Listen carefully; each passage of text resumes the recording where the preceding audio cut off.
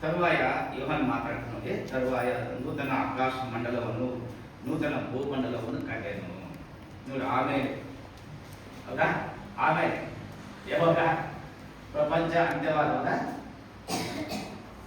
ಆತ ಮುಂದೆ ನಡೆಯುವುದನ್ನು ಈಗ ಹೇಳ್ತಾರೆ ನೋಡಿ. ದೇವ್ರ ವಾಕ್ಯ ಮುಂದೆ ಏನು ನಡೆದಿತ್ತೋ ಆ ದೇವ್ರ ವಾಕ್ಯದ ಬರೆಯುತ್ತದೆ. ಯೋಹಾನ್ ಮುಖಾಂತರವಾಗಿ ದೇವರು ಬಳಸಿದ್ದಾರೆ. ಯೋಹಾನ್ ಮುಖಾಂತರವಾಗಿ ದೇವರು ಬಳಸಿದ್ದಾರೆ. ಹಿಂದೆ ಏನು ನಡೀತಾ ಇತ್ತು, ತರುವಾಯ ಹೌದಾ? ತರುವಾಯ ಆಮೇಲೆ ಏನು ನಡೀತೈತೆ ಎಂಬುದಾಗಿ ದೇವರು ಯೋಹಾನ್ ಮುಖಾಂತರವಾಗಿ ಆತನು ಬಳಸಿದ್ದಾರೆ. ತರುವಾಯ ನೂತನ ಆಕಾಶ ಮಂಡಲವನ್ನು ನೂತನ ಭೂಮಂಡಲವನ್ನು ಕಂಡೆನು. ಹೇಗಿದೆ ಆ ತರುವಾಯ ಭೂಮಂಡಲ? ಹೇಗಿದೆ? ನೂತನ ಆಕಾಶ ಮಂಡಲವು ಹೇಗಿದೆ? ಹೀಗಿದೆನಾ? ಹೀಗಿರುತ್ತಾ? ಭೂಮಿ ಹೀಗಿರುತ್ತಾ? ನೂತನ ಆಕಾಶ ಮಂಡಲವು ಇವು ದೇವರು ಯಾವುದನ್ನು ಸೃಷ್ಟಿ ಮಾಡಿದನೋ ಈತ ಏನಿರೋದಿಲ್ಲ. ಆಗ ಅದು ಕ್ರಿಯೇಷನೇ ಬೇರೆ ಇರ್ತಮ್ಮ, ಅದು ಸೃಷ್ಟಿನೇ ಬೇರೆ ಇರ್ತಮ್ಮ. ಅದು ಹೇಗೆ ನೂತನ ಆಕಾಶ ಮಂಡಲ, ಹೇಗೆ ನೂತನ ಮಂಡಲವನ್ನು ದೇವರ ಕಂಡ ಯೋಹಾನವಾಗಿ ಬಹಳ ಸ್ಪಷ್ಟವಾಗಿ ಆಗ್ತದೆ. ಯೋಹಾನ ಮುಖಾಂತರ ಪರಿಶುದ್ಧದಲ್ಲಿ ಬಳಸಿದ ನೋಡಿ.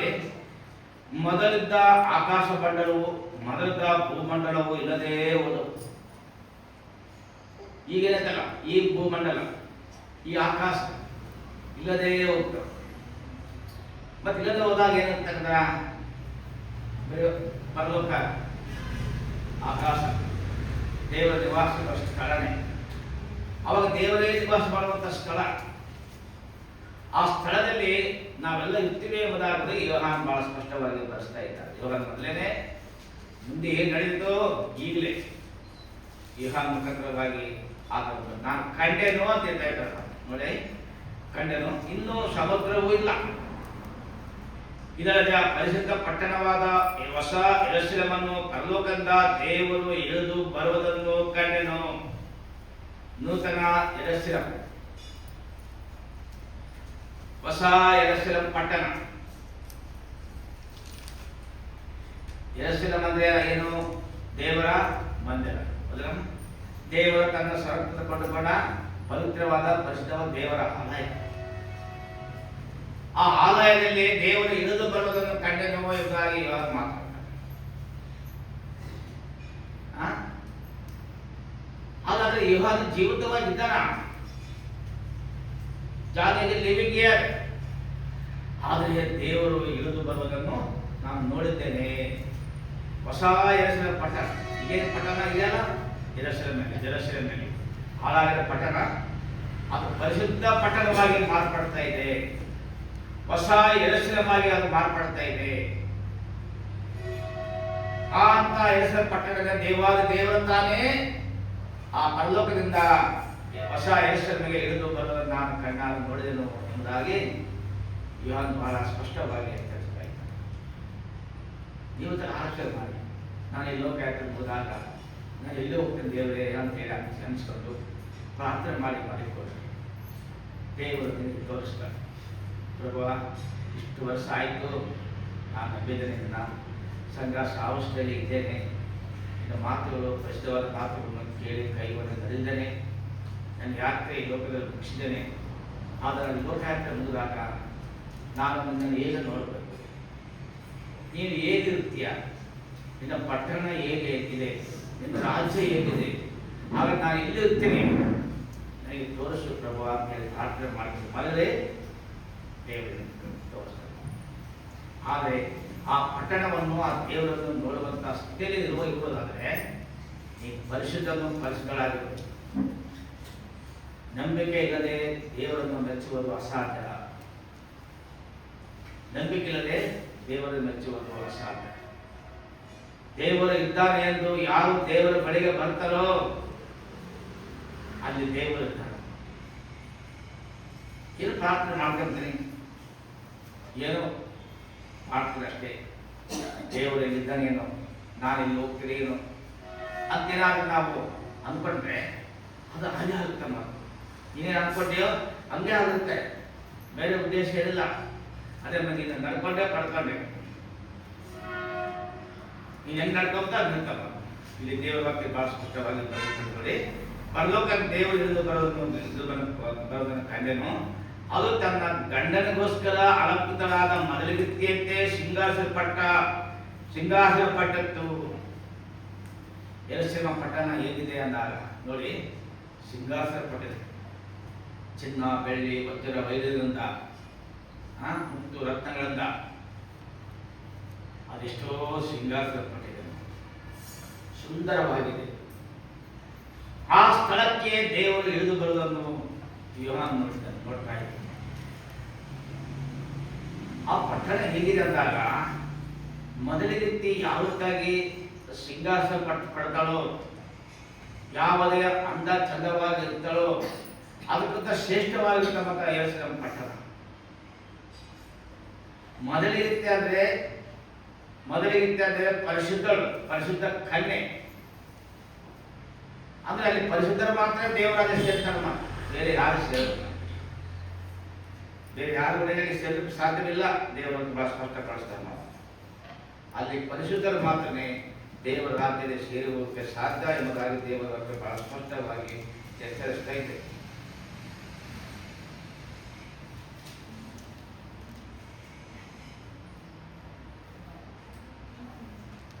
ನೋಡಿ, ಯೆಶಾಯ ಬರೆದ ಪುಸ್ತಕ 35ನೇ ಅಧ್ಯಾಯ. ಯೆಶಾಯ ಬರೆದ ಪುಸ್ತಕ, ಯೆಶಾಯ ಪ್ರವಾದಿ ಬರೆದ ಪುಸ್ತಕ 35ನೇ ಅಧ್ಯಾಯ.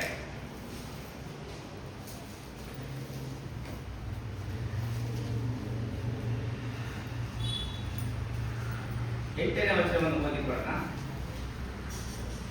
ಅಲ್ಲಿ ರಾಜ ಇದೆ ಅಂತ 35:8 ಓದಿ. ಅಲ್ಲಿ ರಾಜ ಮಾರ್ಗವಿರುವುದು. ಹೌದು, ಹೋಗಿ ಬರುವ ದಾರಿ ಅದು ಪರಿಶುದ್ಧ ಮಾರ್ಗ ಇರಿಸಿಕೊಳ್ಳುವುದು. ಯಾವ ಅಶುದ್ಧನು ಅಲ್ಲಿ ನಡೆಯನು. ಅದು ದೇವ ಜನರಿಗಾಗಿ ಇರುವುದು. ನೋಡಿ, ಆ ಪರಿಶುದ್ಧ ಪಟ್ಟಣ, ಹೊಸ ಯೆರೂಸಲೇಮ್ ಪಟ್ಟಣ ಅದು ಹೇಗಿದೆ? ಅದು ಯಾರುಗಳಿಗೆ ಅಶುದ್ಧರು ಅಲ್ಲಿ ಸೇರುವುದಕ್ಕೆ ಸಾಧ್ಯವೇ ಇಲ್ಲ. ಅಲ್ಪ ವಿಶ್ವಾಸಿಗಳು ಯಾರು ಕೂಡ ಸೇರುವುದಕ್ಕೆ ಸಾಧ್ಯವಿಲ್ಲ. ತಮ್ಮ ತಾವು ಹೆಚ್ಚಿಸಿಕೊಳ್ಳುವರು ಅಲ್ಲಿ ಸೇರಿಸಿಕೊಳ್ಳುವುದಕ್ಕೆ ಸಾಧ್ಯವಿಲ್ಲ. ಲೋಕರುಡಿಯಾಗಿ ಕ್ರಿಶ್ಚಿಯನ್ ಅಂತ ಅಂದುಕೊಳ್ಳುವರು. ನಾವು ದೇವರ ಮಕ್ಕಳು ಅನ್ಕೋದಲ್ಲ, ಲೋಕರುಡಿಯಾಗಿ ಕಾಟಾಚಾರಕ.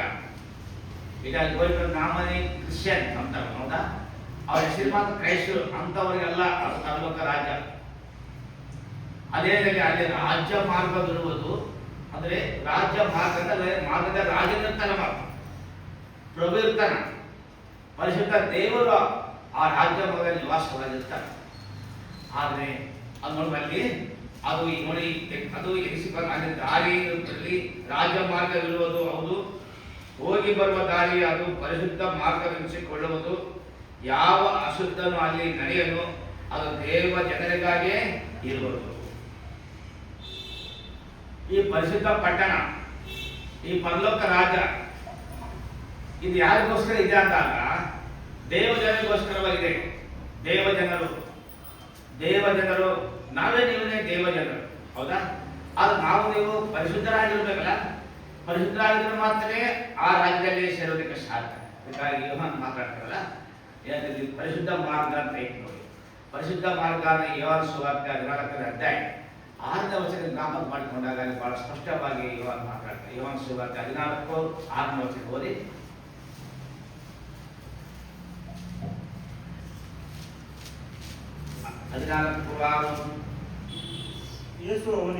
ಯೇಸು ಅವನಿಗೆ ನಾನೇ ಮಾರ್ಗವು ಸತ್ಯವೂ ಜೀವವೂ ಆಗಿದ್ದೇನೆ. ನನ್ನ ಮೂಲಕವಾಗಿ ಹೊರತು ಯಾರು ತಂದೆಯ ಬಳಿಗೆ ಬರುವುದಿಲ್ಲ. Jesus said, I am the way, I am truth, I am living. ಯಾರುಗಳಿಗೆ ನಾನೇ ಜೀವವು ಮಾರ್ಗವು ಸತ್ಯವೂ ಆಗಿದ್ದೇನೆ.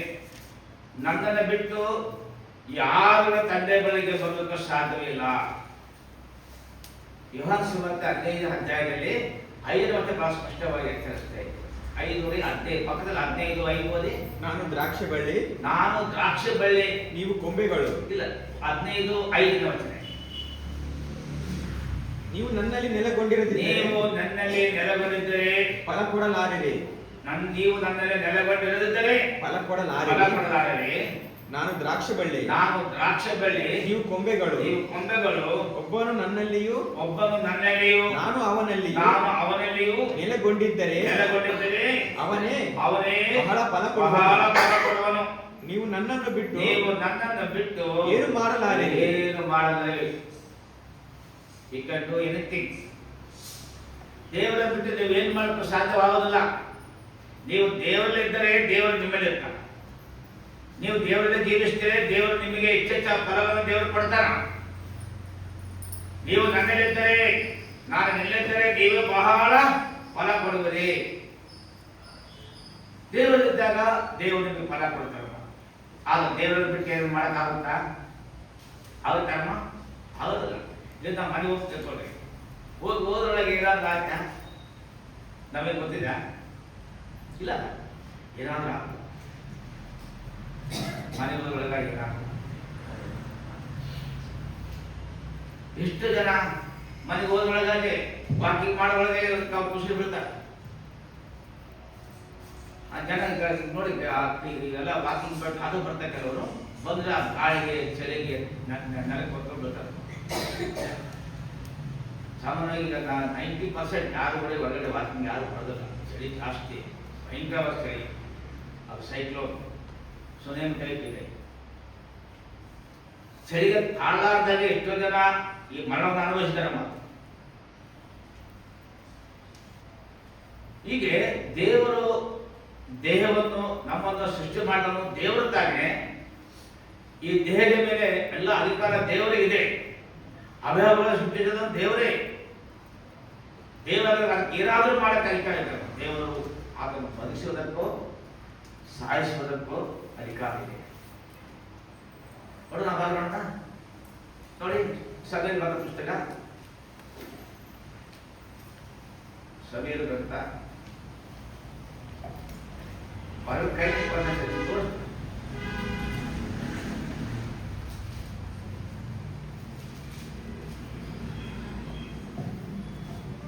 ಒಂದನೇ ಅರಸು 2ನೇ ಅಧ್ಯಾಯ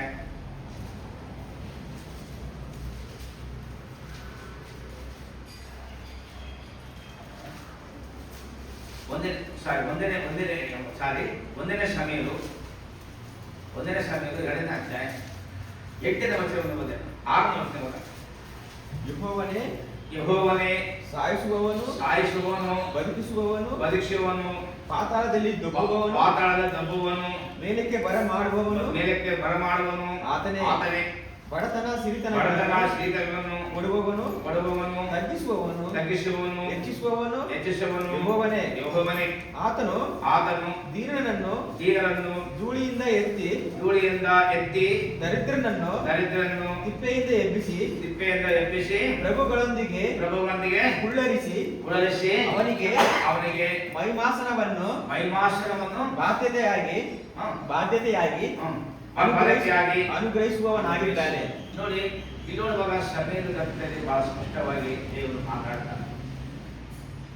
ನೋಡಿ, ಯೆಹೋವನೇ ಸಾಯಿಸುವವನು ಬದುಕಿಸುವನು.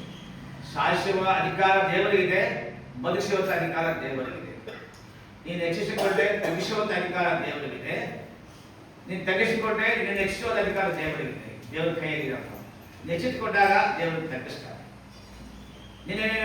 ಇದನ್ನು ತಗ್ಗಿಸಿಕೊಂಡಾಗ ದೇವರ ದೀನತೆಗಿಂತ ಮೇಲೆ ಇರ್ತಾನೆ. ಈ ಬಡತನ ಶ್ರೀತನ ಕೊಡುವವನು ದೇವರೇ. ಈ ಶ್ರೀಮಂತರಾಗಬೇಕಾ? ದೇವರು ಹೆಚ್ಚಿಸ್ತಾರೆ. ಮಾತು ಈ ಎರಡು ಕೈಲಿದೆ. ಮತ್ತು ಬಡವನಾಗುವುದಕ್ಕೂ ಶ್ರೀಮಂತನ ಮಾಡೋಕ್ಕೂ ದೇವರ ಕೈಲಿದೆ. ನಮ್ಮ ಜೀವನವನ್ನು ತೆಗೆಯುವುದಕ್ಕೂ ಅದು ಉಳಿಸುವುದಕ್ಕೂ ದೇವರ ಕೈಲಿದೆ.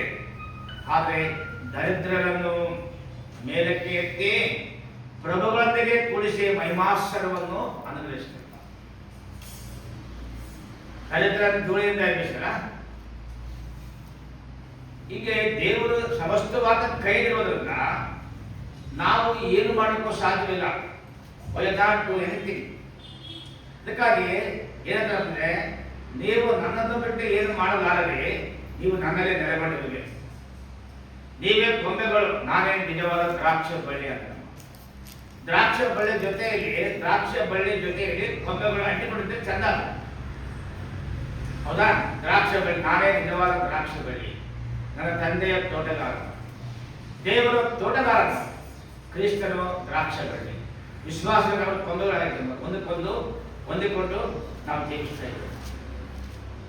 ಒಂದು ವೇಳೆ ಕೊಂಬೆ ಕೆಳಗಿದ್ರೆ ನಷ್ಟ ಹೋಗುತ್ತಲ್ಲ, ಹೋಗಿ ನೀನು ದೇವರು ಜೀವಿಸುತ್ತಿದ್ದಾಗೆ ಆ ಕೊಂಬೆಯಿಂದ ಆ ದ್ರಾಕ್ಷನ್ನು ಕೆಳಗಡೆ ಬಿದ್ದರೆ ಅದು ನಷ್ಟವಾದ ಏನದು ವೇಸ್ಟ್ ಅಲ್ಲ.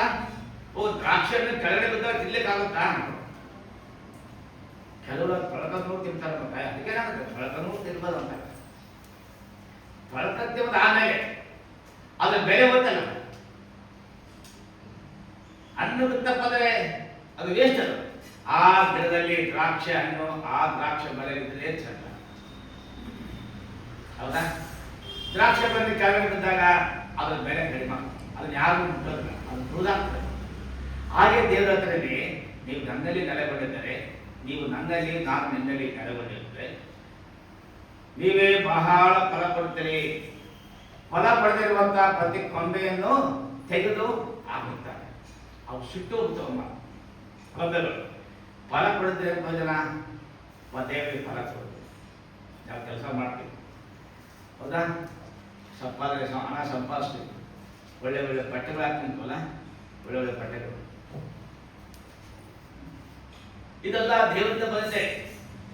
ಜ್ಞಾನವನ್ನು ಕೊಡುವುದು ದೇವರಿಲ್ಲ. ನೀವು ಜ್ಞಾನದಿಂದ ಹೋದ್ರೆ ನೀವು ಎಷ್ಟು ಓದ್ರಿ ತಿಳಿಯಾಗ್ತದೆ, ಏನು ಪ್ರಯೋಜನ? ಈಗ ನೋಡಿ, ಹುಡುಗರು ಏನು ಮಗ ಸರಿ ಓದೋದಿಲ್ಲ, ಎಷ್ಟು ತಿಳಿಗಾಗ್ತಾ ಇದ್ದಲ್ಲ ಅಂತ ಟೀಚರ್. ನಾವು ಇಷ್ಟು ದುಡ್ಡು ಕಟ್ತಾ ಇದ್ರೆ ಕಳಿಸ್ಬೇಕು ಅಂತ ಹೇಳ್ತಾರೆ. ಈಗ ಕಳಿಸ್ಬೇಕು ಅವ್ರು ಪ್ರಯತ್ನ ಮಾಡ್ತಾರೆ. ಮತ್ತು ಆ ಹುಡುಗಿ ಸರಿಯಾಗಿ ಕಲ್ದೆ ಹೋದ್ರೇನು ಜಗ ಆಡ್ತಾರೆ. ನಾವು ಇಷ್ಟು ಫೀಸ್ ಕೊಡ್ತೀನಿ, ಅಷ್ಟು ಕಟ್ಟಿನಿ, ಇಷ್ಟು ಕಟ್ಟಿನ ಅಂದರೆ ನಿನ್ನ ಮಗ ಏನು ಚೆನ್ನಾಗಿ ಓದ್ತಾರೆ ಅಂತ ಕಟ್ಟಿರ್ತಾರೆ. ನಿನ್ನ ಮಗ ಓದೋಲ್ಲ ಅಂತಂತೆ, ನಿನ್ನ ಮಗಳು ಓದ್ತಾರೆ, ಏನು ಮಾಡ್ತಾರೆ? ತೆಲಿಗೆ ಆಗ್ತದಿಲ್ಲ. ಹಾಗೆ ನಮ್ಮ ಸಭೆಗೆ ನಾವು ನೋಡುವಾಗ, ನಮ್ಮ ಸ್ಕೂಲ್ ಕಾಲೇಜ್ನಾಗ ಇರುವಾಗ ಅವನ ಸುಮಾರು ಏನು ಜಾಸ್ತಿ ಜನ, ಒಂದು 10th ಒಂದು ಜಾಸ್ತಿ 25-30 ಜನ ಇತ್ತು ಅಷ್ಟೇ. ನಾವು 10th ಓದುವಾಗ 1984ರಲ್ಲಿ ನಾನು 10th ಕ್ಲಾಸ್ ಓದುವಾಗ ನಾವು ಪಾಸ್ ಆಗಿದ್ದ 5 ಜನನೇ, 5 ಜನ. ನಮ್ಮ ಹಾಸ್ಟೆಲ್ದೆಲ್ಲ ಫೇಲ್ ಆಗ್ತದೆ. ಯಾಕಂದಾಗ ನಾವು ಕಷ್ಟಪಟ್ಟು ಓದಿದ್ವಿ ಆ ಟೈಮಲ್ಲಿ. ಅದು ಓದಿದ್ವಿ ಅಲ್ಲಿ ಒಂದು ತಕ್ಷಣ ಮತ್ತು PUC ಬಂದು PUC first year pass, second year pass ಆಗಿದೆ. ಅಷ್ಟು ಜನ ಪಾಸ್ ಆಗಲ್ಲ, ಅವಾಗ ಬಹಳ ಕಷ್ಟ. ಇವಾಗ ಏನೇನೋ ಮಾಡ್ತಾರೆ, ಅವಾಗ ನಮಗೆ ಗೊತ್ತಿಲ್ಲ. ಇವಾಗ ಕಾಫಿ ಶೀಟ್ ಐತೆ, ಕಾಫಿ ಶೀಟ್ ಬರ್ತಾರೆ. ನಾವು ಯಾವ ಕಾಫಿ ಶೀಟ್ ಅಂತ ಇಲ್ಲ, ನಾವು ಬೆಲೆ ಹೋಗಿ ಬರ್ತೀವಿ. ಒಬ್ಬ ಹುಡುಗಿ ನನ್ನ ಜೊತೆಗೆ ಡಿಗ್ರಿದಲ್ಲಿ ಬರೀಬೇಕಾದ್ರೆ ಕಾಲ ತಗೊಂಡ್ಬಂದ ಸರ ನಮಗೆ ಕಾಲ ಸೈಗೆ ಹೋಗಿಲ್ಲ. ನನ್ನ ಮಗಳ ಈಗ ನಮ್ಗೆ ಸ್ವಲ್ಪ ತೋರಿಸ್ತೀರ ಅಂತ. ನಾನು ತೋರ್ಸಕ್ಕೆ ಬಂದಿಲ್ಲಪ್ಪ, ನಾನು ಪಕ್ಷ ಬರೆಯಕ್ಕೆ ಬಂದೀನಿ, ನಾನು ಹಿಂಗೆ ತೋರಿಸಲೇ ಇಲ್ಲ ಅಂತಂದೆ. ಸುಮ್ಮನೆ ಮಾತ್ರ ಕಾಲ ಕೆಳಗೆ ರಬ್ಬರ್ ಬೆಳಕ್ಕೆ ಬಂದ ಯಾವ ಚೀಟಿಗಳು ಎಲ್ಲ ಹಾಕೊಂಡು ಗೈಡ್ ಬರ್ತಾರಲ್ಲ, ಆ ಗೈಡೆಲ್ಲ ಹಾಕ್ಕೊಂಡು ಎಲ್ಲ ಹಾಕೊಂಡ್ಬಂದಲ್ಲ. ಗೈಡ್ ಬಂದರೆ ಕಾಪಿ ಬಂದರೆ 100% ಬೇರೆ ಆಗ್ತದೆ. ಮಾಡ್ತಾರೆ 100% ಬೇರೆ ಆಗ್ತದೆ. ಯಾರು ಕಾಪಿ ಚೀಟಿ ಮಾಡ್ತಾರೋ, ಯಾರು ಗೈಡನ್ನು ಪರೀಕ್ಷೆ ಕರೀತಾರೋ 100% ಬೇರೆ ಆದರೆ ಯಾರು ಕಷ್ಟಪಟ್ಟು ಓದ್ತಾರೋ ಆಲೋಚನೆ ಯಾರು ಪರೀಕ್ಷೆ ಬರ್ತಾರೋ ಅವ್ರು ನೋಡಿದಾಗ ನನ್ನ ಪೇಪರ್ಸು ನಾನು ಬರಿತಾ ಇದ್ದೀನಿ, ನನ್ನ ಪೇಪರ್ಸ್ ನೋಡಿದಾಗ ಅದು ಎಷ್ಟು ಬರೋದೇ ಗೊತ್ತಿಲ್ಲ. ನಾನು ಸುಮ್ಮನೆ ಮಗಳಕ್ಕೆ ಅಷ್ಟೇ. ಅಲ್ಲೊಬ್ಬ ಅಬ್ಸರ್ವ್ ಮಾಡ್ತಾರೆ ಮೇಡಮ್ ಅವರು. ಅವ್ರಿಗೆ stand up sir, what are you can do copy, give all copy sheets. ನೋಡಿ ಇಷ್ಟೆಲ್ಲ ಕಾಪಿ ಶೀಟ್ 2 ಕಾಲುಗಳ ಕೈ ತಂದ ಅದನ್ನು ನೋಡಿ ಇದು ಬೇಕಾ? ನೋಡ್ಲಿಕ್ಕೆ ಬಂತ ಒಳ್ಳೆ ಡೆವಲಪ್, ಒಳ್ಳೆ ಶ್ರೀಮಂತರೇ ಬೇಕಾಗುತ್ತೆ ಅಂತ ಹೇಳಿ. ಆದ್ರೆ ಜ್ಞಾನ ಇಲ್ಲ. ಜ್ಞಾನ ದೇವರು ಕೊಡ್ತಕ್ಕೊಳ್ಳುವ ಜ್ಞಾನ. ಆ ಇಮೇಲ್ನಾಗೆ ಪೇಪರ್ ತಗೊಂಡು ನೋಡಿದ್ರು, ಎರಡು ಪೇಜ್ 3 ಪೇಪರ್ ನನ್ನ ಪೇಪರ್ ಕಾರ್ಡ್ ಮಾಡೋದು. ಅವ್ರಿಗೆ ಸ್ವಲ್ಪ ಅಂಡರ್ಸ್ಟ್ಯಾಂಡಿಂಗ್ ಆಯ್ತು ಗೊತ್ತಿಲ್ಲ. ಇಮೇಲ್ ಪೇಪರ್ ಪ್ರಿಂಟ್ ಮಾಡೋದು, ಕಾಪಿ ಬರ್ದು ಡಿಪಾರ್ಟ್ಮೆಂಟ್ ಮಾಡೋದು, ಡಿಪಾರ್ಟ್ಮೆಂಟ್ ಬರ್ದು ಕೊಡ್ತಾರೆ. ಸೂಪರ್ ಬರ್ದು ಪೇಪರ್ ಕಷ್ಟ ಆರ್ಟಿಕಲ್ ಕಳಿಸ್ತಾರೆ. ಯಾಕಂದ್ರೆ ಈ ಮಾತು ಹೇಳ್ತಾ ಬಂದಾಗ ದೇವರು ಕೊಡುವ ಜ್ಞಾನವನ್ನು ಸಂಪಾದಿಸಿಕೊಂಡಾಗ ನಾವು ಜ್ಞಾನವಂತರಾಗಿ ಭಾವಿಸಬೇಕು. ಈ ಜ್ಞಾನ ಕೊಡುವನು ದೇವರೇ. ಕೇಳಿದ ದೇವರೇ ನನಗೆ ಜ್ಞಾನ ಇಲ್ಲಪ್ಪ, ಇಷ್ಟಲ್ಲ ಚಿಕ್ಕವರ ಆ ಪ್ರಶ್ನೆ ಅಲ್ಲ. ನನಗೆ ಜ್ಞಾನ ಕೊಡಿಸೋ ಜ್ಞಾನ ಗೊತ್ತಿಲ್ಲ, ನನಗೆ ಜ್ಞಾನ ಕಲಿತಿದೆ, ಏನು ಮಾಡೋದು ಗೊತ್ತಾಗ್ತಿಲ್ಲ ಅಂತೇಳಿ ದೇವರ ಹತ್ರ ಬೆಳಗೋದಾಗ ದೇವರು ಜ್ಞಾನ ಕೊಡ್ತಾರೆ. ನಾನು ಒಂದು ಸಲ ಮಾತಾಡ್ತೇನೆ, ನಿನ್ನ ಕಿವಿ ಜ್ಞಾನ ಕಡೆಗೆ ತಿಳಿಸಿಸಲು ಹೌದಾ? ಯಾವ ಜ್ಞಾನ ಕಲಿಯುತ್ತದೆ ಅವನ ದೇವರನ್ನು ಹೇಳಿಕೊಳ್ಳಿ. ಯಾಕೋಬನ ಪತ್ರಿಕೆ. ನಾವು ಜ್ಞಾನವಂತಲ್ಲ, ದೇವರೊಬ್ಬರೇ ಜ್ಞಾನವಂತ. ಆದರೆ ನನಗೆ ಜ್ಞಾನವನ್ನು ಕೊಡುವನು ಆತನೇ. ಜ್ಞಾನ ಕೇಳ್ಕೋದು. ನಾವು ಜ್ಞಾನವಂತರಾಗಿ ನಾವು ಸಮರ್ಥಿಸಬಾರ್ದು. ಸ್ವತಃ ನನಗೆಲ್ಲ ಗೊತ್ತು, ಎಲ್ಲ ಗೊತ್ತು, ನಮ್ಗೆ ಏನು ಗೊತ್ತಿಲ್ಲ. ಏನು ನಮ್ಮ ಜೀವನ ಬೇಕಾಗಿ ನಾವೇನೋ ಮಾಡ್ತಾ ಬಿಟ್ಟು ಬೇರೆ ಏನಿಲ್ಲ. ಈಗ ಇಲ್ಲಿ ಹೊಸ ಯೆರೂಸಲೇಮ್ ಪಟ್ಟಣವನ್ನು ನಾನು ನೋಡಿದೆ ಅಂತ ಹೇಳ್ತಾನೆ. ಈಗ ಅಲ್ಲಿ ಮೊದಲಿಗಿತ್ತಿ ಅಲಂಕೃತವಾಗಿದ್ದ ಏನಾದರೂ ಮೊದಲಿಗಿತ್ತಿ ಅದು ತನ್ನ ಗಂಡನಿಗೋಸ್ಕರ ಅಲಂಕೃತಗಳಾದ ಮೊದಲಿಗಿತ್ತಿಯಂತೆ ಸಿಂಗಾಸನ ಪಟ್ಟಣ. ಮೊದಲಿಗಿತ್ತಿ ಮದುವೆ ಆಗ್ತದ್ದು ಬರಲ್ಲ.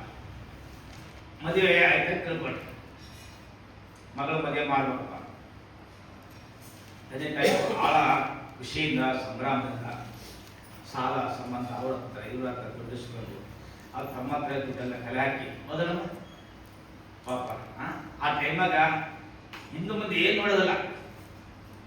ಮಗಳಿಗೆ ಏನು ಬೇಕು, ಒಡವೆಗಳು, ಬಟ್ಟೆಗಳು ಎಲ್ಲ ಏನು ಕೊಟ್ಟು ಮತ್ತೆ ಪಾರ್ಲರ್ಗಳು ಕಳಿಸಿ ಒಳ್ಳೆ ನೀಟಾಗಿ ಡ್ರೆಸ್ ಮಾಡಿ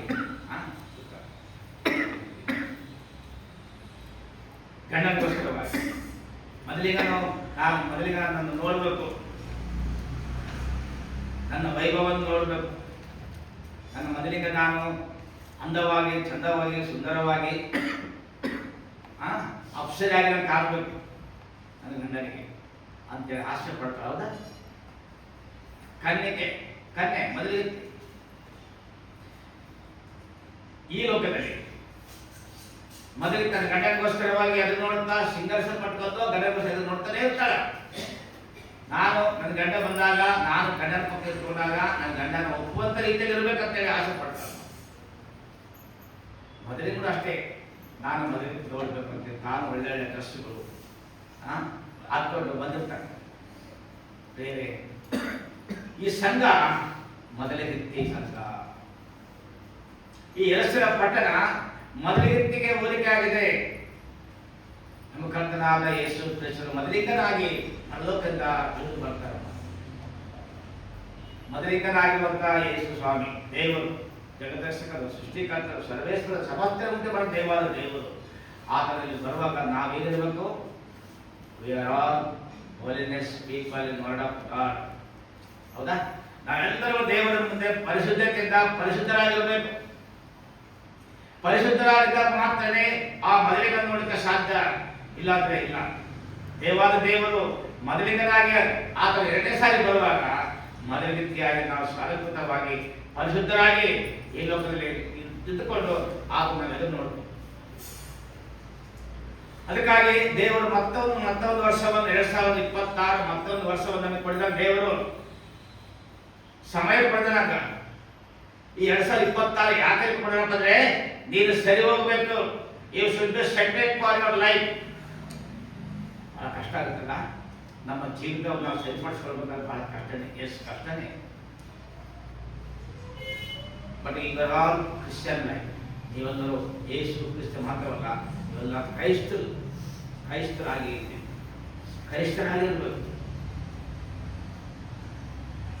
ನಾವು ಕೇವಲ ಲೋಕಕ್ಕನುಸಾರವಾಗಿ ನಾವು ಕ್ರೈಸ್ತರಾಗಿರಬಾರ್ದು. ನಾವು ದೇವರಿಗೆ ಕ್ರೈಸ್ತರಾಗಿ, ದೇವರ ಮಗ ಆಗಿ, ಮಗಳಾಗಿ ನಾವು ನಮ್ಮ ಜೀವಿತವನ್ನು ನಾವು ಸರಿಪಡಿಸುವ ಲೋಕ ನಾವು ತಿಳಿಸ್ಬೇಕು. ಕಾರಣ ಏನಂದ್ರೆ ನಮ್ಮ ಪ್ರಯಾಣ ಪರಲೋಕದ ಕಡೆ. ನಾವು ದೇವರ ಕಡೆ ಹೋಗ್ತೀವಲ್ಲ, ನಮಗೆ ಗುರಿ ಇರ್ಬೇಕಲ್ಲ, ಗುರಿ ನೋಡಿ. ಗ್ರಾಮದಲ್ಲಿ ಪೊಲೀಸ್ ಇಂಟ್ರಿ ಕರಿಬೇಕಾದ್ರೆ ಫಸ್ಟ್ ಇವ್ನು ಓಡ್ತಾರೆ ಇಲ್ಲ ಅಂತ ಫಸ್ಟ್ ಓಡ್ತಾರೆ. ನೀವು ನೋಡಿಲ್ಲ ಪೊಲೀಸ್ ಇಂಟ್ರಿದಾಗ ಪೊಲೀಸ್ ಇಂಟ್ರಿ ಕರ್ತಿರ್ತಾರೆ, ಹೌದು. ನಮ್ಮ ಕಾಲು ಹಿಡಿಬೇಕಾಗುತ್ತೆ.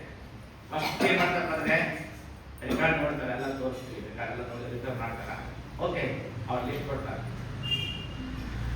ಲಿಸ್ಟ್ ಕೊಟ್ಟಾಗ ಸ್ಪೋರ್ಟ್ಸಿಗೆ ಒಂದು 5-6 ಜನನ ನಿಲ್ಲಿಸ್ತಾರೆ, 6 ಜನ ನಿಲ್ಲಿಸ್ತಾರೆ, 7 ಜನ ನಿಲ್ಲಿಸ್ತಾರೆ ಗವರ್ನಮೆಂಟ್.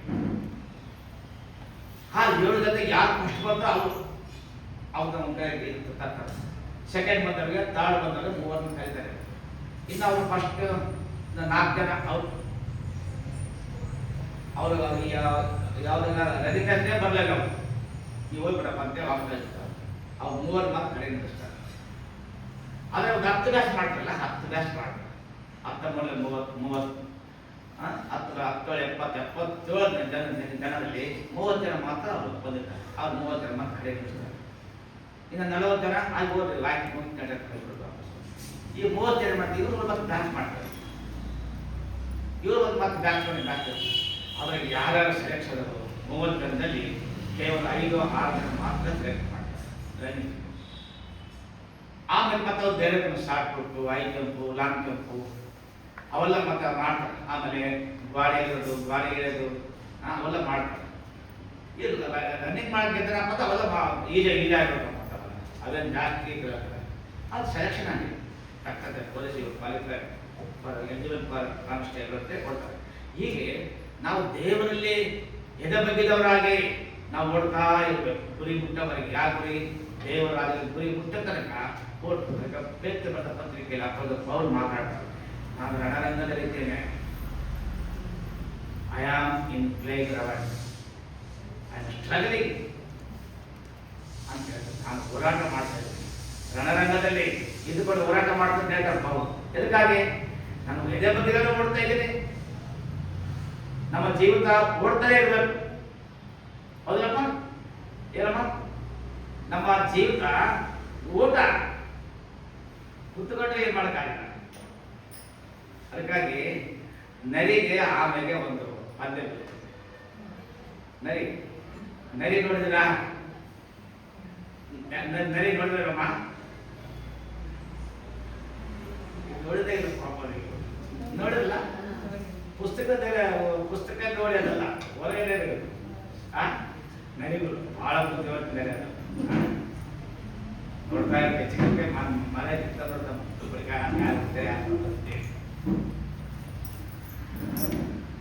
ಆನೆ ಓದ್ತು. ಆನೆ ಗೊತ್ತಲ್ಲ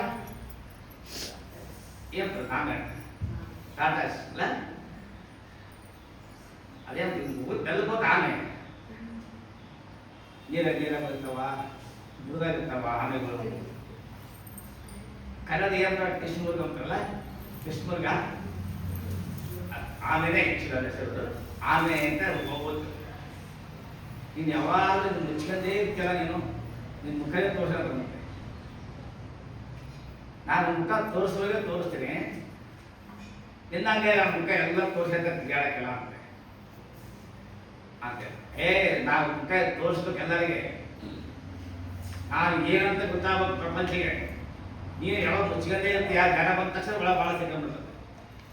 ಆಗ ಮಾತು ನೋಡ್ತಾರ, ಅದು ನೋಡಿ ಬ್ಯಾಗ್ ಚಿಪ್ಪೆ, ಹೌದಾ? ಏನು ಬಿಡಪ್ಪ ಕಲ್ಲದಂಗಿರುತ್ತೆ. ಅದು ಯಾರಿದ್ದಾಗ ಮುಂದಕ್ಕೆ ಮುಂದಕ್ಕೆ ಹೋಗ್ತಾ ಇರ್ತೀವಿ. ಅವ್ರಂತೆ ನಾನು ನೀನು ಇಬ್ಬರು ಪ್ರಜೆ ಬೇಕಮ್ಮ, ನೀನು ಗೆದ್ದೆ ನಾನು ಗೆದ್ದು ನೋಡೋಣ ಅಂತ. ಏನು ಗೆದ್ದೆ? ಇಲ್ಲಿಂದ ಅಲ್ಲಿಪುರ ಹೋಗ್ಬೇಕು. ಅಲ್ಲಿಪುರ ಯಾವ ಕಾಲೇಜು ಯಾರು ಊಟ ಯಾರು ಮುಂದೆ ಹೋದ ಅವ್ರು ಗೆದ್ದಾಗ ಅಂತ. ಆಯ್ತು ಅಂತ ಇಬ್ಬರು ಹೋಗಿ ಪದ್ಯ ಬಿತ್ತು. ಈಗ ಕೇಳಿದ್ರೆ ಕತೆ ಕೇಳಿದಮ್ಮ? ಕತೆ ಕೇಳಿದ್ರ? ನೀವೆಲ್ಲ ಕೇಳಿದ್ರೆ ಕತೆಗ ಕೇಳಿಲ್ಲ? ಅದೇ ಆಮೇಲೆ ಕತೆ ಕೇಳಿಲ್ಲ. ಅದೇನು ಮಾಡ್ತಪ್ಪ ಅಂದ್ರೆ ಆ ಸ್ಟಾರ್ಟ್ ಮಾಡಿ 1 2 3 ಅಂತ ಸ್ಟಾರ್ಟ್ ಆಗ ಇದು ಹೋಗ್ತಾ ಇದೆ. ಓಟ ಹೋಗುವಾಗ ಅದು ಮುಂದೆ ಬಾಯಿ ತೆಗಿಲೇಬೇಕಲ್ಲ, ಹಿಂಗೆ ಹೋಗ್ಬೇಕಾದ್ರೆ ಕಾಲು 4 ಕಾಲುಗಳು ಮುಂದೆ ಮೂತಿ ಪೇಸ್ ಎಲ್ಲ ಮಾಡ್ಕೊಂಡು ಮುಂದೆ ಹಾಕಿ ಹೋಗ್ತಾ ಇರ್ತಾರೆ. ಇದು ಏನು ಮಾಡ್ತವ ಆಮೇಲೆ ಯಾವುದು ನರಿ ಓಡಾಗಿ ಅದು ಒಂದು ಮರದ ಹೋಗ್ತಾ ಬಿಡ್ತದೆ, ಯಾವ ಬರ್ತದೆ ಬರಬೇಡ ಅಂತೇಳಿ ಅರ್ಧ ಮತ್ತೆ ಅಲ್ಲಿ ಹೋಗಿ ನೋಡ್ತಾ ಮತ್ತೆ ಓಡಿ ದಿನ ಸುತ್ತಂದ್ಬಿಟ್ಟು ಹೋಗಿ ಒಂದು ಮತ್ತೆ ಮರ್ಲಂಗೆ ಹೋಗಿ ಸುತ್ತಂದ್ಬಿಡ್ತು. ಇದು ಮತ್ತೆ ಹೋಗಿ ಕಲೆಕ್ಕೊಂಡ್ಬಿಟ್ಟು ಆಮೇಲೆ ಏನಪ್ಪ ನೀನು ಮೆಲ್ಲಪ್ಪ ಹೆಂಗ ಅಂದ್ರೆ ಅದು ನೀನು ಹೋಗ್ಬಿಡಪ್ಪ, ನನಗೆ ಯಾಕೆ ಕಾಯ್ಬೋದು ನೀನು ನಿನ್ನ ಕೆಲಸ ಏನು ಮಾಡಿ ಅಂತ ನಾನು ಮಾಡ್ತೀನಿ ಪಾಪ. ಏನು ಮಾಡಿ ನಾಲ್ಕು ಸೋತಂಗೆ ಬಿಡು, ಇದು ಆಮೇಲೆ ಸೋತ್ಬಿಡೋದು ನಾನೇ ಹೇಳ್ದಂಗ ಅಂತೇಳಿ ಮತ್ತೆ ಓಡ್ತು. ಮತ್ತೆ ಓಡಿ ಆರಾಮ ಹೋಗಿ ಒಂದು ಗಿಡದ ಕೆಳಗೆ ಮಕ್ಕಂಡ್ಬಿಟ್ಟು ಏನು ನಾಲ್ಕು ಎತ್ತಾಗಿ ನಾನು ಕಾಡ್ತಲ್ಲ ಹೋದ್ರೆ ಇಲ್ಲೇ ಕಾಂಪೌಂಡ್ ಹೇಳ್ಬಿಟ್ಟ ಮುಂದೆ ಮುಂದಪ್ಪ ಚಕ್ಕ ಹೇಳಿಬಿಡ್ತಲ್ಲ ಅಂತೇಳಿ ಹೋಗಿ ಆರಾಮ ಮುಖಂಡ್ಬಿಡ್ತೇವೆ. ಇದನ್ನ ಮಳೆಗಾಲ ಹೋಗಿ ಹೋಗಿ ಮಕ್ಕ ಇಟ್ಟು ಹೋಗಿ ಆರಾಮಾಗಿ ಕುತ್ಕೊಂಡ್ಬಿಟ್ಟಾನೆ. ಆಮೇಲೆ ಹೋಗಿ ಆ ಒಂದು ಮಾರ್ಕಿಂಗ್ ಅಂತ ಹೋಗಿ ಆರಾಮಾಗಿ ಮಾರ್ಕ್ ಹಾಕಿಕೊಂಡ್ಬಿಡ್ತು. ಏನು ಬರಲ್ಲ ನೋಡ್ತೀನಿ ತಿರುಗಿ ಹೊಡ್ದ ನಾನು ಆಮೇಲೆ ಹಿಂಗೆ ನೋಡಿದ ಅಲ್ಲಿಂದ ನಾನೇ ಅಂದ್ರೆ ಓಟದಲ್ಲಿ ಯಾರ ಜೊತೆಯಲ್ಲಿ ಆಮೇಲೆ ಅಂದ್ರೆ ಈಗ ಅರ್ಥ ಏನಪ್ಪಾ ಅಂದ್ರೆ ನಮ್ಮ ಓಟಕ್ಕೆ ನಾವು ಪ್ರಾರಂಭ ಮಾಡಿದಾಗ ನಾವು ಹಿಂದೆ ಮುಂದೆ ಹೋಗ್ಬಾರ್ದು, ಹೌದಾ? ಹಿಂದೆ ಮುಂದೆ ನೋಡಿದಾಗ ನಾವು ಓಡ್ಬೇಕಂತ ದಾರಿ ಮಕ್ಕ ಬದಲ್ಲ, ಹೌದಲ್ಲ? ಅದು ನರಿ ಏನ್ ಮಾಡ್ತು, ಓದಿ ಸೋತೆ ಬಿಡ್ತು ನರಿ. ಆಗ ನಾವು ನರಿಯಾಗ ಆಮೇಲೆ ಏನಾಗ ಆಮೇಲೆ ಅಂದ್ರೆ ಆಮೆ ಕರೆಕ್ಟ್ ಓದ್ತಾ ಬಂತು, ಎಲ್ಲೆಲ್ಲೆಲ್ಲೆಲ್ಲ ಗ್ಯಾಪ್ ಇಲ್ಲ, ನನ್ನ ದಾರಿ ಬಳಿ ಹೋಗ್ತಾನೆ ಅಲ್ಲಿ ಮುಂದೆ ಪರವಾಗಿಲ್ಲ, ಆದರೆ ಇಲ್ಲಿ ಕೂಡ ನಿಂತ್ಕೊಳ್ಳಂಗಿಲ್ಲ. ಒಂದೇ ರೀತಿಯಾಗಿ ಒಂದೇ ಸಮವಾಗಿ ಅದು ಓಡ್ತಾ ಇದೆ. ಅದಕ್ಕೆ ಗೌರವ ಹೇಳ್ತಾನ, ನಾನು ಎದೆ ಬಗ್ಗಿದವನಾಗಿ ಓಡ್ತಾ ಇದ್ದೀನಿ, ಎದೆ ಬಗ್ಗಿದವನಾಗಿ ಓಡ್ತಾ ಇದ್ದೀನಿ. ನಾವು ಬಗ್ಗಿಕೊಂಡು ಎದೆ ಬಗ್ಗಿದವನಾಗಿ ನಾವು ಓಡ್ತದೆ. ಆ ಕಡೆಗೆ ನೋಡಿದಾಗೆ ದೇವರು ಸಾಧಕವಾಗಿ ವಾಕ್ಯ ಬಹಳ ಸ್ಪಷ್ಟವಾಗಿ ಎಚ್ಚರಿಸ್ತಾ ಇದೆ. ನೋಡಿ, ಕೀರ್ತನೆಗಳ ಮಾತನಾಡಲಿ ಪ್ರಕಟಣೆಯಲ್ಲಿ ಒಂದು ಅರ್ಥ ಈಗ ಪ್ರಭು ದಿನ ಅನ್ನೋದಾಗಿದೆ, ಹೌದಾ? ಪ್ರಕಟಣೆ ಒಂದು ಅರ್ಥ ಮಾಡಿ ಪಕ್ಕದಲ್ಲಿ ಕರ್ತನ ದಿನ ಎಂಬುದಾಗಿ ಬರೆಯಲ್ಪಡುತ್ತೆ. ಭಾನುವಾರ 4ನೇ ಅಧ್ಯಾಯ. ನಾನು ಕರ್ತನ ದಿನದಲ್ಲಿ ನೋಡಿ, ನಾವು ಕರ್ತನ ದಿನದಲ್ಲಿ ದೇವರ ಆತ್ಮ ವಶನಾಗಿ ನನ್ನ ಹಿಂದುಗಡೆ ತುತ್ತೂರಿಯ ಶಬ್ದದಂತಿರುವ ಮಹಾ ಶಬ್ದವನ್ನು ಕೇಳಿದನು. ನೋಡಿ, ನಾನು ಕರ್ತನ ದಿನದಲ್ಲಿ ದೇವರಾತ್ಮ ವಶನಾಗಿ ನನ್ನ ಹಿಂದಗಡೆ ತುತ್ತೂರಿ ಶಬ್ದದಂತಿರುವ ಮಹಾ ಶಬ್ದವನ್ನು ಕೇಳಿದನು. ಅದು ನೀನು ನೋಡುವುದನ್ನು ಪುಸ್ತಕದಲ್ಲೇ ಬರೆದು ನೋಡಿ, ಇಲ್ಲಿವರೆಗೆ ಯೋಹಾನ ಬಹಳ ಸ್ಪಷ್ಟವಾಗಿ ಮಾತಾಡೋದು, ನಾನು ಕರ್ತನ ದಿನದಲ್ಲಿದ್ದೇನೆ. I am living God day. ನಾನು ದೇವರ ದಿನದಲ್ಲಿ ದೇವರ ಆತ್ಮವಶನಾಗಿದ್ದೇನೆ. ಪ್ರಿಯ ಸಹೋದರ ಸಹೋದರಿ, ನೀನು ದೇವರ ಮಂದಿರ ಸೇರಿ ಬಂದಾಗ ದೇವರ ಆತ್ಮವನ್ನು ಹೊಂದಿಕೊಂಡು ಹೋಗಬೇಕು. ದೇವರ ಆತ್ಮವನ್ನು ಹೊಂದಿಕೊಂಡು ಹೋಗಬೇಕು. ಪರಿಶುದ್ಧಾತ್ಮ ನಮ್ಮಲ್ಲಿ ಯಾವತ್ತ ನಿವಾಸ ಮಾಡ್ತಾನೆ ಇರ್ತಾರ. ಪರಿಶುದ್ಧಾತ್ಮ ನಮ್ಮ ಸಹಾಯಕನಾಗಿದ್ದಾನ. ಪರಿಶುದ್ಧಾತ್ಮ ನಮ್ಮ ಸಮಸ್ಯೆಗಳು, ಕಷ್ಟಗಳು, ವೇದನೆಗಳು, ಬಾಧೆಗಳು ಏನಿದ್ರು ದೇವರಿಗೆ ತಿಳಿಪಡಿಸ್ತಾ ಇರ್ತಾನ. ಪರಿಶುದ್ಧಾತ್ಮ ನಮ್ಮ ಪರವಾಗಿ ದೇವರ ಮುಂದೆ ಸಹಾಯ ಕಳ್ತಾ ಇದ್ದಾನ. ಅದಕ್ಕಾಗಿ ನಾವು ಈ ಲೋಕದಲ್ಲಿ ದೇವರ ಆತ್ಮವನ್ನು ಹೊಂದಿಕೊಂಡವರಾಗಿ ದೇವರ ಆತ್ಮಕ್ಕೆ ಅಂಕಿತರಾಗಿ ಈ ಲೋಕದಲ್ಲಿ ಜೀವಿಸಬೇಕೆಂಬುದಾಗಿ ದೇವರನ್ನು ಬಹಳ ಸ್ಪಷ್ಟವಾಗಿ ಎಚ್ಚರಿಸ್ತಾ ಇದೆ. ಅದಕ್ಕಾಗಿ ರೋಮಾಪುರದ ಪತ್ರಿಕೆ 8ನೇ ಅಧ್ಯಾಯದೊಳಗೆ 1ನೇ ವಚನ ಬಹಳ ಸ್ಪಷ್ಟವಾಗಿ ಎಚ್ಚರಿಸ್ತಾ ಇದೆ. ಬೇಗ ಮುಗಿಸ್ತೀವಿ ನೋಡಿ. 8:1 ಓದಿ. ದೇವರ ಆತ್ಮವನ್ನು ವಶಪಡಿಸಿಕೊಂಡವರು ಆದ್ದರಿಂದ ಯೇಸುವಿನಲ್ಲಿರುವವರೆಗೆ ಯಾವ ಅಪರಾಧ ನಿರ್ಣಯವೂ ಇಲ್ಲವೇ ಇಲ್ಲ. ನೋಡಿ, ಅಪೊಸ್ತಲ ಪೌಲನು ರೋಮಾಪುರದ ಪತ್ರಿಕೆಯಲ್ಲಿ ಮಾತನಾಡ್ತಾನ, ಕ್ರಿಸ್ತ ಯೇಸುವಿನಲ್ಲಿ ಇರುವವರೆಗೆ ಯಾವ ಅಪರಾಧ ನಿರ್ಣಯವೂ ಇಲ್ಲವೇ ಇಲ್ಲ ಎಂಬುದಾಗಿ ದೇವರ ವಾಕ್ಯ ಸ್ಪಷ್ಟಪಡಿಸ್ತಾ ಇದೆ. ದೇವರ ವಾಕ್ಯ ದೇವರನ್ನ ನೀನು ಸಹೋದರ ಸಹೋದರರು ಯಾವತ್ತೂ ಅವರ ಮೇಲೆ ಯಾವ ಅಪರಾಧವು ಪಾಪವು ಅಧಿಕಾರ ನಡೆಸಕ್ಕೆ ಸಾಧ್ಯವಿಲ್ಲ. ಯಾಕಂದಾಗ ನೀನು ದೇವರ ಆತ್ಮಕ್ಕೆ ವಶರಾಗಿದೆಯಾ, ದೇವರ ಆತ್ಮವನ್ನು ಒದ್ದೆಪಡಿದೆಯಾ, ದೇವರನ್ನು ಆರಾಧಿಸ್ತಾ ಇದೆಯಾ, ದೇವರನ್ನು ಘನಪಡಿಸ್ತಾ ಇದೆಯಾ, ದೇವರಿಗೋಸ್ಕರವಾಗಿ ಜೀವಿಸ್ತಾ ಇದೆಯಾ, ದೇವರಿಗಾಗಿ ದೇವರ ರಾಜ್ಯಕ್ಕೋಸ್ಕರವಾಗಿ ನೀನು ಹೋರಾಟ ಮಾಡ್ತಾ ಇದೆಯಾ ಅಂದಾಗ ನಿನಗೆ ಯಾವ ಪಾಪವು ನಿನ್ನನ್ನು ಮುಟ್ಟುವುದಿಲ್ಲ, ಯಾವ ಪಾಪವು ಹತ್ರ ಬರೋದಿಲ್ಲ. ಅದಕ್ಕಾಗಿ ಪೌಲ ಹೇಳ್ತಾರೆ, ಯೇಸು ಕ್ರಿಸ್ತ ನಂಬಿದವರಿಗೆ ಯಾವ ಅಪರಾಧ ಇಲ್ಲವೇ ಇಲ್ಲ, ಎಲ್ಲವನ್ನು ದೇವರು ತೆಗೆದುಹಾಕಿದರೆ ಮಾತ್ರ ನಿಮ್ಮ ಪಾಪಗಳು ಅಪರಾಧಗಳನ್ನು ಕ್ರಿಸ್ತ ಯೇಸುನೊಂದಿಗೆ ಆತನು ತೆಗೆದುಹಾಕಿದರೆ ಮಾತ್ರ. ಹೀಗೆ ಈ ಹೊಸ ವರ್ಷದಲ್ಲಿ 2026ರಲ್ಲಿ ನಾವು ದೇವರ ಆತ್ಮವನ್ನು ಧರಿಸಿಕೊಂಡವರಾಗಿ ಪರಿಶುದ್ಧತೆಯಿಂದ ಮದುವೆಗಾಗಿ ಕಣ್ಣಿಗೆ ಮದುವೆ ಅಲಂಕೃತರಾಗಿ ಮದುವೆಗೋಸ್ಕರ ಅದನ್ನು ನೋಡಬೇಕು. ಸ್ವಲ್ಪ ಹೃದಯದಲ್ಲಿ ಆತ್ಮನಲ್ಲಿ ಹೃದಯವನ್ನು ಮೃದುವಾಗಿ ಇಟ್ಟುಕೊಳ್ಳಬೇಕು, ಕಠಿಣವಾಗಿ ಮಾಡಿಕೊಳ್ಳಬಾರ್ದು. ಯಾವಾಗಲೂ ನಂದೇ ಕರೆಕ್ಟು, ನಾನು ಹೇಳಿದೆ ಕರೆಕ್ಟು ಅಂದಾಗ ಅದು ತಪ್ಪಾಗ್ಬೋದೇನು. ನಮ್ಮ ಆಲೋಚನೆಗಳು ನಮ್ಮ ಪ್ರಯತ್ನಗಳು ಅದು ವಿಫಲವಾಗ್ಬೋದೇನು. ಅದಕ್ಕೂ ಕೆಲವು ಸಲಹೆ ಸಹಕಾರ ಬೇಕಾಗುತ್ತೆ, ಸಲಹೆಗಳು ಬೇಕಾಗುತ್ತೆ. ಅಯ್ಯ ನನಗೆ ಕಣ್ಣು ಕಾಣೋದಿಲ್ಲ ಅಂತ ನಾನು ಕಣ್ಣನ್ನ ಸರಿಬಿಡಕ್ಕಾಗುತ್ತಾ? ಯಾಕಂದ್ರೆ ಈ ಕಣ್ಣು ನನಗೆ ಕಾಣೋದಿಲ್ಲ ಅಂದ್ರೆ ನಾನೇ ಸರಿಬಿಡ್ತವಲ್ಲ ಆಗುತ್ತಾನ? ಕಣ್ಣು ಕಾಣಲ್ಲ ಏನ್ ಮಾಡಬೇಕು? ಕರೆಂಟ್ ಹಾಕ್ಕೋಬೇಕಾ, ಎರಡು ಕಿಲೋಮೀಟರ್ ಹಾಕ್ಕೋಬೇಕಾ? ಅದಕ್ಕಾಗ ಸ್ಪೆಷಲಿಸ್ಟ್ ಕಣ್ಣಿನ ಡಾಕ್ಟರ್ ಬೇರೆ ಇರ್ತಾನ, ಆಮೇಲೆ ಸ್ಕಲ್ ತಲೆ ಡಾಕ್ಟರ್ ಬೇರೆ ಇರ್ತಾನ, ಡಾಕ್ಟರ್ ಬೇರೆ ಇರ್ತಾನ, ಹೊಟ್ಟೆ ಕೊಯ್ದು ಆಪರೇಷನ್ ಮಾಡೋ ಡಾಕ್ಟರ್ ಬೇರೆ ಇರ್ತಾರ, ಕಿಡ್ನಿ ಲಿವರ್ ಡಾಕ್ಟರ್ ಬೇರೆ ಇರ್ತಾರ, ನರಗಳ ಡಾಕ್ಟರ್ ಬೇರೆ ಇರ್ತಾನ. ಈ ನೋಡಿ ನ್ಯೂರೋ ಸರ್ಜನ್ ಡಾಕ್ಟರ್ ಹಾಸ್ಪಿಟಲ್ ಐತಲ್ಲ ಈ ಕಟ್ಟದ ನ್ಯೂರೋ ಸರ್ಜನ್ ಡಾಕ್ಟರ್ ವಿಶ್ವನಾಥ್ ಹೇಳಿ ಅವ್ರದ್ದೇ ನರ್ಸಿಂಗ್ ಹೋಗ್ತದೆ. ಇದೆಲ್ಲ ಇರ್ತಾವ, ಎಲ್ಲ ಡಾಕ್ಟರ್ ಕಳಿಸ್ತಾರೆ. ನಾವೇನು ನೀರಷ್ಟು ಓದಬೇಕಾಗಿಲ್ಲ, ಅವ್ರ ಬೇಕಾದ್ರೆ ನರಗಳಿಬೇಕಾದ್ರೆ ಇದು ಹೋಗ್ತಾರೆ. ನರಗಳಿಬೇಕಾದ್ರೆ ನರಗಳು ತೋರು ಬಂದರೆ ಕೈ ಕಾಲು ತೋರು ಬಂದರೆ ಅಥವಾ ಕೈ ಕಾಲು ಬಿದ್ದು ಹೋದ್ರೆ ಈ ಡಾಕ್ಟರ್ ಇದೆ, ಅದಕ್ಕೆ ಸಂಬಂಧಪಟ್ಟ ಡಾಕ್ಟರ್ ಹೋದ್ರೆ ಇವಾಗ ಬಹಳ ಜನರಿಗೆಲ್ಲ ಕೈ ಕಾಲು ಬಿದ್ದು ಹೋದ್ರೆ ನೋಡಿ. ಅವ್ರು ಯಾಕಂದ್ರೆ ಅಂದಾಗ ಅವ್ರು ಆಕ್ಟಿವ್ ಇರಲ್ಲ. ಅವರು ಸ್ವಲ್ಪ ಅಡ್ಡಾಡ್ಬೇಕು, ತಿರುಗಾಡ್ಬೇಕು, ಕೆಲಸ ಮಾಡಬೇಕು, ಇಂಥಲ್ಲೇ ಕೂತ್ಕೊಳ್ಬೇಕು. ಹೀಗಿದ್ದಾಗ ನರಗಳಿಗೆ ಸರಿಯಾಗಿ ಆ ಸಂಚಾರ ತಿರುಗಾಟದಿಂದ ಹೋದ್ರೆ ಅವೆಲ್ಲ ರಕ್ತ ಎತ್ತುಗಟ್ಟಲ್ಲ, ರಕ್ತ ಸಂಚಾರ ಆಗೋದಿಲ್ಲ. ತಕ್ಷಣವೇ ರಕ್ತ ಸಂಚಾರ ಬಂದಾಗ ಕೈ ಕಾಲು. ಹೀಗೆ ವಾಕ್ಯ ಬಹಳ ಸ್ಪಷ್ಟವಾಗಿ ಎಚ್ಚರಿಸ್ತಾ ಇದೆ. ದೇವರು ಎಲ್ಲವನ್ನಕ್ಕೆ ಸಂಬಂಧಪಟ್ಟ ವೈದ್ಯ ಲೋಕರಿದ್ದಾರೆ, ಆದರೆ ಅವೆಲ್ಲಕ್ಕೂ ದೇವರೊಬ್ಬನೇ ಪರಮ ಡಾಕ್ಟರ್, ನಾನೇ ಆರೋಗ್ಯದಾಯಕರು ಎಂಬುದಾಗಿ ವಾಕ್ಯ ಸ್ಪಷ್ಟಪಡಿಸಿ 20ನೇ ಖಂಡದಲ್ಲಿ 15ನೇ ಅಧ್ಯಾಯದಲ್ಲಿ ನಾನೇ ನಿಜವಾದ ನಿಮಗೆ ಶ್ರೇಷ್ಠವಾದ ಆರೋಗ್ಯದಾಯಕನು, ವೈದ್ಯನು ನಾನು, ನಿಮ್ಮನ್ನು ಸೃಷ್ಟಿ ಮಾಡಿದವ ನಾನೇ.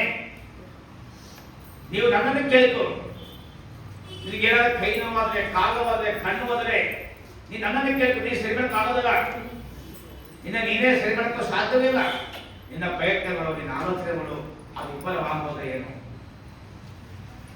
ಅದಕ್ಕೆ ಸಲಹೆಗಳು ಬೇಕಾಗ್ತವ, ಹೌದಾ? ಸಲಹೆಗಳು ಬೇಕಾಗ್ತವ. ಸಲಹೆಗಳು ಏನ್ ಮಾಡ್ತಾವೆ? ಹೀಗೆ ಸಲಹೆ ಸೂಚನೆಗಳನ್ನು ನಾವು ತೆಗೆದುಕೊಂಡಾಗ ನಮ್ಗೆಷ್ಟು ಮೇಲೆ ಎಂಬುದಾಗಿ ವಾಕ್ಯ ಬಹಳ ಸ್ಪಷ್ಟವಾಗಿ ಎಚ್ಚರಿಸಲಾಗಿದೆ. ನೋಡಿ ವಾಕ್ಯ ಸ್ಪಷ್ಟ ನೋಡಿ 19ನೇ ಅಧ್ಯಾಯ ನೋಡಿ, ಪ್ರಕಟಣೆ 19ನೇ ಅಧ್ಯಾಯ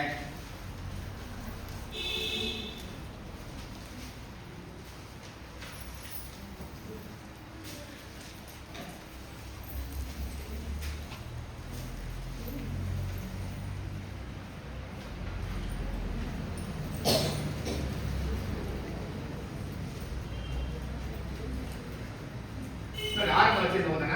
19:6 ತರುವಾಯ ತರುವಾಯ ಜನರ ದೊಡ್ಡ ಗುಂಪಿನ ಶಬ್ದದಂತೆ ಜಲಪ್ರವಾಹ ಘೋಷದಂತೆ ಗಟ್ಟಿಯಾದ ಗುಡುಗಿನ ಶಬ್ದದಂತೆಯೂ ಇದ್ದ ಒಂದು ಶಬ್ದವನ್ನು ಕೇಳಿದನು.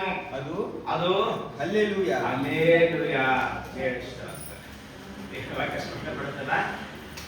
ಹಲ್ಲೆಲೂಯಾ ಅಂದ್ರೆ ಸರ್ವಶಕ್ತನಾಗಿರುವ ಸರ್ವಶಕ್ತನಾಗಿರುವ ನಮ್ಮ ದೇವರಾದ ಕರ್ತನು ಆಳುತ್ತಾನೆ. ಯಜ್ಞದ ಕುರಿಯದಾತನ ವಿವಾಹ ಕಾಲವು ಬಂತು.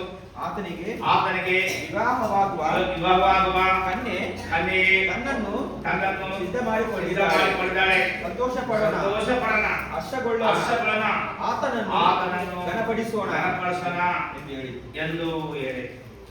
ನೋಡಿ, ವಿವಾಹ ಕಾಲವು ಮದುವೆಗೆ ಸಮಯ ಹತ್ತಿರ ಬಂದಿದೆ. ದೇವರ ಮಂದಿರದ ವಿಶ್ವಾಸಗಳಿಗೂ ನಮ್ಮ ಕರ್ತನಾದ ಯೇಸು ಕ್ರಿಸ್ತನಿಗೂ ಮೊದಲಿಗನಾಗಿ ಬರುವಾಗ ನಾವೆಲ್ಲರೂ ಒಟ್ಟಾಗಿ ಸೇರುವಂತಹ ಸಮಯ ಹತ್ತಿರವಾಗಿದೆ. As early as possible, ಬೇಗನೆ ದೇವರು ಬರುವಂತಹ ಸಮಯ ಹತ್ತಿರವಾಗಿದೆ. ನಾವು ಎಲ್ಲರೂ ಸಿದ್ಧರಾಗಿರಬೇಕು. ನಾವು ಸಿದ್ಧರಾಗಿ ದೇವರ ಆತ್ಮವನ್ನು ಧರಿಸಿಕೊಂಡವರಾಗಿ ದೇವರ ವಾಕ್ಯಾನುಸಾರವಾಗಿ ಕೈಗೊಂಡು ನಡೆಯುತ್ತಾ ಹೇಳಿದ ಮಾತು ಕೈಗೊಂಡು ನಡೀತಾ ಜೀವಿಸಿದಾಗ ನಿಜವಾಗಿ ನಾವು ಪರಿಶುದ್ಧ ಕನ್ಯಕೆಯರು. ನಾವೆಲ್ಲರೂ ದೇವರ ಪರಿಶುದ್ಧ ಕನ್ಯಕೆಯರಾಗಿದ್ದೇವೆ. ಅದಕ್ಕಾಗಿ ಯಾವ ರೀತಿಯಾಗಿ ತನ್ನ ಮೊದಲಿಗೆ ತಾನು ಸಿದ್ಧ ಮಾಡಿಕೊಳ್ತಲೋ ಮೊದಲಿಗೋಸ್ಕರವಾಗಿ ನಾವೆಲ್ಲರಿಗೆ ಸಿದ್ಧರಾಗಿರಬೇಕು, ಪರಿಶುದ್ಧರಾಗಿ ಕರ್ತನ ಹೆಸರು ನೋಡ್ತಾ ಇರಬೇಕು. ದೇವರು ಬರೋ ತನಕ ಯಾವುದೇ ಸಂಘ ಪುಟದಲ್ಲಿ ಪ್ರಾರ್ಥನೆ ಪುಟದಲ್ಲಿ ಯಾವತ್ತೂ ಯಾರು ತೆಗೆದು ಹೋಗಬಾರದು. ಹಾಗೆ ಜೀವಿಸಿದಾಗ ನಿಂದೆ ಪರಲೋಕ ರಾಜ್ಯ, ನೀನೇ ದೇವರ ಮೇಲೆ ಸೇರ್ತೀಯ. ಆದರೆ ದೇವರ ಸಾಹಸದಲ್ಲಿ ಇರಬೇಕೆಂಬುದಾಗಿ ದೇವರ ಸ್ಪಷ್ಟಪಡಿಸಿದಷ್ಟೇ. ದೇವರ ಸಾಹಸ ಬಿಟ್ಟು ಆ ಕಡೆ ಇಲ್ಲಿ ತಿರುಗಬಾರದು ಎಂಬುದಾಗಿ ವಾಕ್ಯವನ್ನು ನಾವು ನೋಡ್ತೇವೆ. ಹೌದಾ? ಅದಕ್ಕೆ ನೋಡಿ ದೇವರ ನೋಡಿ ಒಂದನೇ ದಶಕ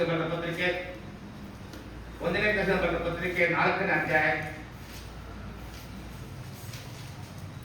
1ನೇ ದಶಕ ಬರೆದ ಪತ್ರಿಕೆ 4ನೇ ಅಧ್ಯಾಯ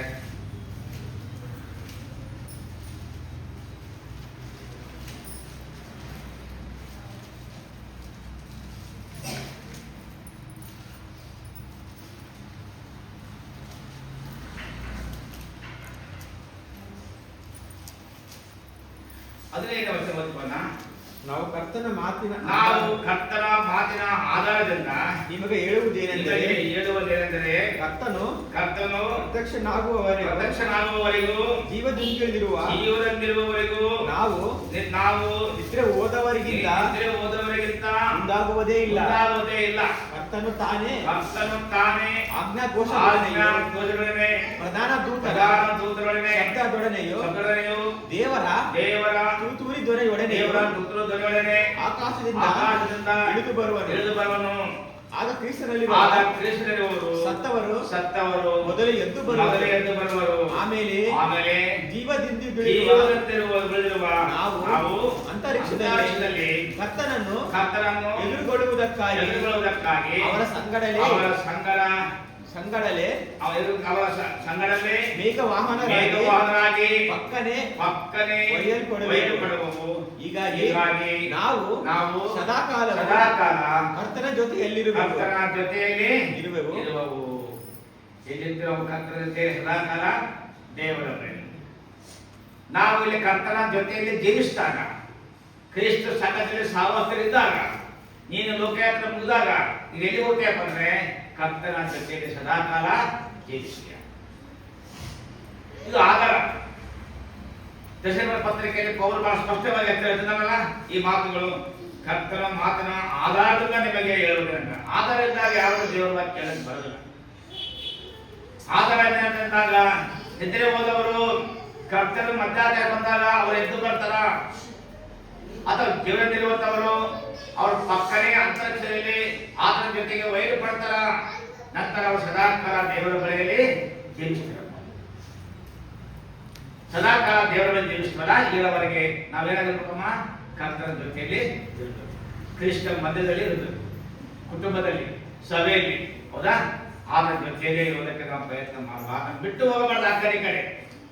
ಸೈತಾನ ಹತ್ರಲ್ಲ ಯೋಗದ ಗ್ರಂಥದಲ್ಲಿ 1ನೇ ಅಧ್ಯಾಯ 6ನೇ ವಚನ ನೋಡುವಾಗ ಯೋಗ 1:6 ನೋಡುವಾಗ ಏನಂತಂದ್ರೆ ಅಲ್ಲಿ ದೇವರು ಪರಲೋಕದಲ್ಲಿ ಒಂದು ಸಮಾವೇಶ ಮಾಡ್ತಾರೆ.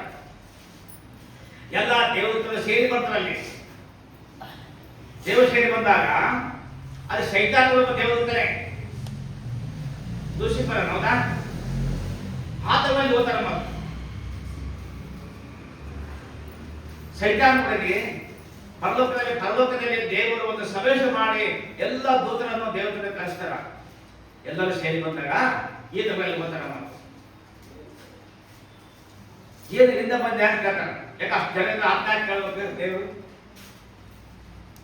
ಎಷ್ಟೋ ಜನ ಬಂದಾರ, ಸಾವಿರ ಲಕ್ಷ ದೇವರ ಸೇರಿದಲ್ಲಿ ಇದನ್ನು ಪ್ರತ್ಯೇಕವಾಗಿ ಕೇಳ್ತಾರಮ್ಮ. ಇದನ್ನು ಪ್ರತ್ಯೇಕವಾಗಿ ಕೇಳ್ತಾರ. ಏನಂತ ಗೊತ್ತಾಗ, ಭೂಲೋಕದಲ್ಲಿ ನಾನು ಅಲ್ಲಿ ಇಲ್ಲಿ ಸಂಚಾರಿಸುತ್ತಾ ತಿರುಗಾಡುತ್ತಾ ಎಲ್ಲ ತಿರುಗಿ ಸುತ್ತಾಕಿಕೊಂಡು ಇನ್ನು ಬಳಿಗೆ ಬಂದಿನಿ ಅಂತ ಹೇಳ್ತಾರೆ. ಅದಕ್ಕೆ ಕೆಲಸನೇ ಅದೇ ಅಲ್ಲ, ಅದಕ್ಕೆ ಕೆಲಸ ಅದೇ ಬೇರೆ ಕೆಲಸ ಏನಿಲ್ಲ ಹೇಳ್ತಾನ. ಹಾಗಾದ್ರೆ ನನ್ನ ಭಕ್ತರನ್ನೆಲ್ಲ ಭೂಲೋಕದಲ್ಲಿ ನೀನು ನೋಡಿದೀಯಾ ಅಂತ. ನೋಡಿದಪ್ಪ, ನೋಡೇ ಬಂದೆ ಈಗ ಅಂತ. ನಾನು ನೋಡೇ ಬಂದಲ್ಲ, ನೀನು ಅದೆಲ್ಲ ಸುತ್ತ ಬೇರೆ ಹಾಕಿಯ, ಅದು ಒಳ್ಳೆ ಐಶ್ವರ್ಯರಾಗಿ ಮಾಡಿಯ, ಶ್ರೀಮಂತರಾಗಿ ಮಾಡಿಯ. ಅದು ಯಾರು ಮುಟ್ಟಂಗಿಲ್ಲ, ಈಗ ಮುಟ್ಟದೇ ಕಷ್ಟ ಐತೆ. ನೀನು ಅದು ಬೇರೆ ತೆಗೆದು ಹಾಕು, ಎಲ್ಲ ಆಸ್ತಿ ಅಂತ ನಷ್ಟ ಮಾಡು, ಆವಾಗ ತಕ್ಷಣವೇ ನಿನ್ನನ್ನು ತೋರಿಸ್ತ ಅಂತ ಹೇಳ್ತಾರೆ. ದೇವರಿಗೆ ಅನುಮಾನ ಬರ ಹೇಳ್ತಾರೆ ನೋಡಿ. ದೇವರಿಗೆ ಯೋಗದ ಬಗ್ಗೆ ದೇವರಿಗೆ ಅನುಮಾನ ಬರಂಗಿಲ್ಲ ಈ ಸೈತಾನು. ಒಬ್ಬ ನಿಮ್ಮ ಸೇವಕರ ಬಗ್ಗೆ, ನಿಮ್ಮ ನಾಯಕರ ಬಗ್ಗೆ ಅನುಮಾನ ಬರ್ದಂಗೆ ಇರ್ತಾರ. ಅಮ್ಮ ಅರ್ಥ ಮಾಡ್ಕೊಂಡು, ದೇವರಿಗೆ ಅನುಮಾನ ಬಂತು ಯೋಗದ ಬಗ್ಗೆ. ಆತ ಪ್ರತಿನಿತ್ಯ ಕೂಡ ದೇವರನ್ನು ಆರಾಧಿಸ್ತಾ ಇದ್ದ. ಮಕ್ಕಳೇ ತಪ್ಪಣೆ ಹೇಳ್ತಾರೆ, ಅವ್ರ ರಾತ್ರಿ ಸಾಹಿತ್ಯ ಎಲ್ಲರೂ ಕರೆಸಿ ಅವರ ಹೋಮಕ್ಕೆ ತಕ್ಕ ಹಾಗೆ ದೇವರನ್ನು ಆರಾಧನೆ ಮಾಡ್ತಾರೆ. ಸಮರ್ಪಿಸ್ತಾ ಇದ್ದಾರೆ ಪ್ರತಿ ಕುಟುಂಬದಲ್ಲಿ. ಆತನ ಯಥಾರ್ಥವಂತನು, ನೀತಿವಂತನು, ನಿರ್ದೋಷಿಯಾಗಿದ್ದ, ಕೆಟ್ಟ ನಿರಾಕರಿಸ್ತಾ ಇದ್ದ, ಪರಿಶುದ್ಧರಾಗಿ ದೇವರನ್ನು ಜೀವಿಸ್ತಾ ಇದ್ದ. ಅಂತ ವ್ಯಕ್ತಿ ಮೇಲೆ ಛಾಯೆ ಹೇಳ್ತ, ಅಂತ ವ್ಯಕ್ತಿ ಮೇಲೆ ಛಾಯೆ ಹೇಳ್ತಾರೆ ದೇವರು ಸೈತಾನ. ಭೂಲೋಕದ ಯಾರ ತರ ಸೈತಾನ ಇರ್ತಾನಲ್ಲ, ಯಾರನ್ನ ಮುಂಗಲೇ ಎಂಬುದಾಗಿ ಕಲಿಸುವ ಸಿಂಹವಾಗಿದ್ದಾನೆ. ಪೇತ್ರವರ ಪತ್ರಿಕೆಯಲ್ಲಿ ಪೇತ್ರವರ ಪತ್ರಿಕೆ ಯಾರನ್ನು ಮುಂಗಲೇ ಅಂದಾಗ ಆತ್ಮೀಯವಾಗಿ ಯಾರಿರ್ತಾರೋ ಅವರನ್ನೇ ಬಲಿಯಾಗಿ ಮಾಡ್ತಾರಲ್ಲ. ದೇವರಿಗೆ ಅನುಮಾನ ಬರುವ ರೀತಿಯಲ್ಲಿ ಯೋಗದ ಬಗ್ಗೆ ಚಾಳಿ ಹೇಳಿದ ಹೋಗಿ ನಾಳೆ ಪರಲೋಕದಲ್ಲಿ ಭೂಲೋಕದ ಮೇಲೆ ತಿನ್ನ ಚಾಳಿ ಹೇಳಿರ್ತಾರ. ನನ್ನ ಮೇಲೆ ನಿನ್ನ ಮೇಲೆ ಅರ್ಥ ಮಾಡ್ಕೊಳ್ತಾರೆ, ಜಾಗೃತವಾಗಿರಬೇಕು. ನಮ್ಮ ಕುಟುಂಬಗಳಲ್ಲಿ ಸಭೆಯಲ್ಲಿ ಅಂತ ಅವಕಾಶವಿಲ್ಲ. ನಾವು ಯಾರೊಳಗೆ ಕುಟುಂಬವನ್ನು ದರ್ಶಿಸೋದು ನಾವು ನನ್ನ ಅಭ್ಯಾಸ ಇರ್ತದೆ, ನನ್ನ ಆಸೆ ಇರ್ತದೆ. ಅವ್ರು ಕರೆದ ಮಾತನ್ನ ಕುಟುಂಬ ಹೋಗೋದು ಇಲ್ಲ. ನಾವು ಬೇರೆ ಬೇರೆ ಪಾಠದ ಬಗ್ಗೆ ಸಂಬಂಧ ಇಲ್ಲ.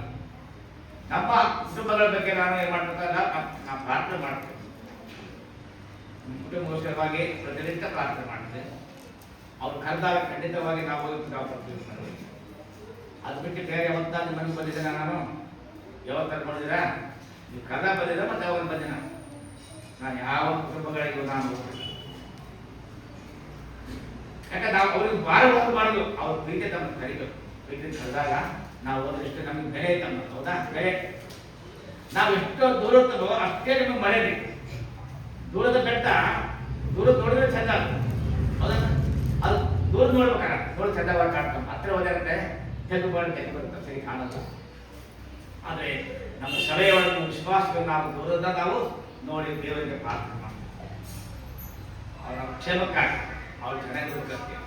ಹೀಗೆ ವಾಕ್ಯ ಬಹಳ ಸ್ಪಷ್ಟವಾಗಿ ಎಚ್ಚರಿಸ್ತಾ ಇದ್ದೇವೆ. ನಾವು ಸೈತಾನಿಗೆ ಅವಕಾಶ ಕೊಡದಂತೆ ಬಹಳ ಜಾಗೃತವಾಗಿ ನಮ್ಮ ಜೀವಿತವನ್ನು, ನಮ್ಮ ಆತ್ಮೀಯ ಜೀವಿತವನ್ನು ಕಾಪಾಡಿಕೊಂಡು ಕ್ರಿಶ್ಚಿಯನ್ಗೋಸ್ಕರವಾಗಿ ಈ ಲೋಕದಲ್ಲಿ ಸಾಕ್ಷಿಗಳಾಗಿ ನಾವು ಜೀವಿಸುವುದು ಎಷ್ಟು ಉತ್ತಮ ಎಂಬುದಾಗಿ ದೇವರಿಗೆ ಬಹಳ ಸ್ಪಷ್ಟವಾಗಿ ಎಚ್ಚರಿಸ್ತಾ ಇದೆ. ನೋಡಿ 21ನೇ ಅಧ್ಯಾಯದಲ್ಲಿ 19ನೇ ಅಧ್ಯಾಯದಲ್ಲಿ ಪಕ್ಕದಲ್ಲಿ ಪ್ರಕಟಣೆ 19ನೇ ಅಧ್ಯಾಯ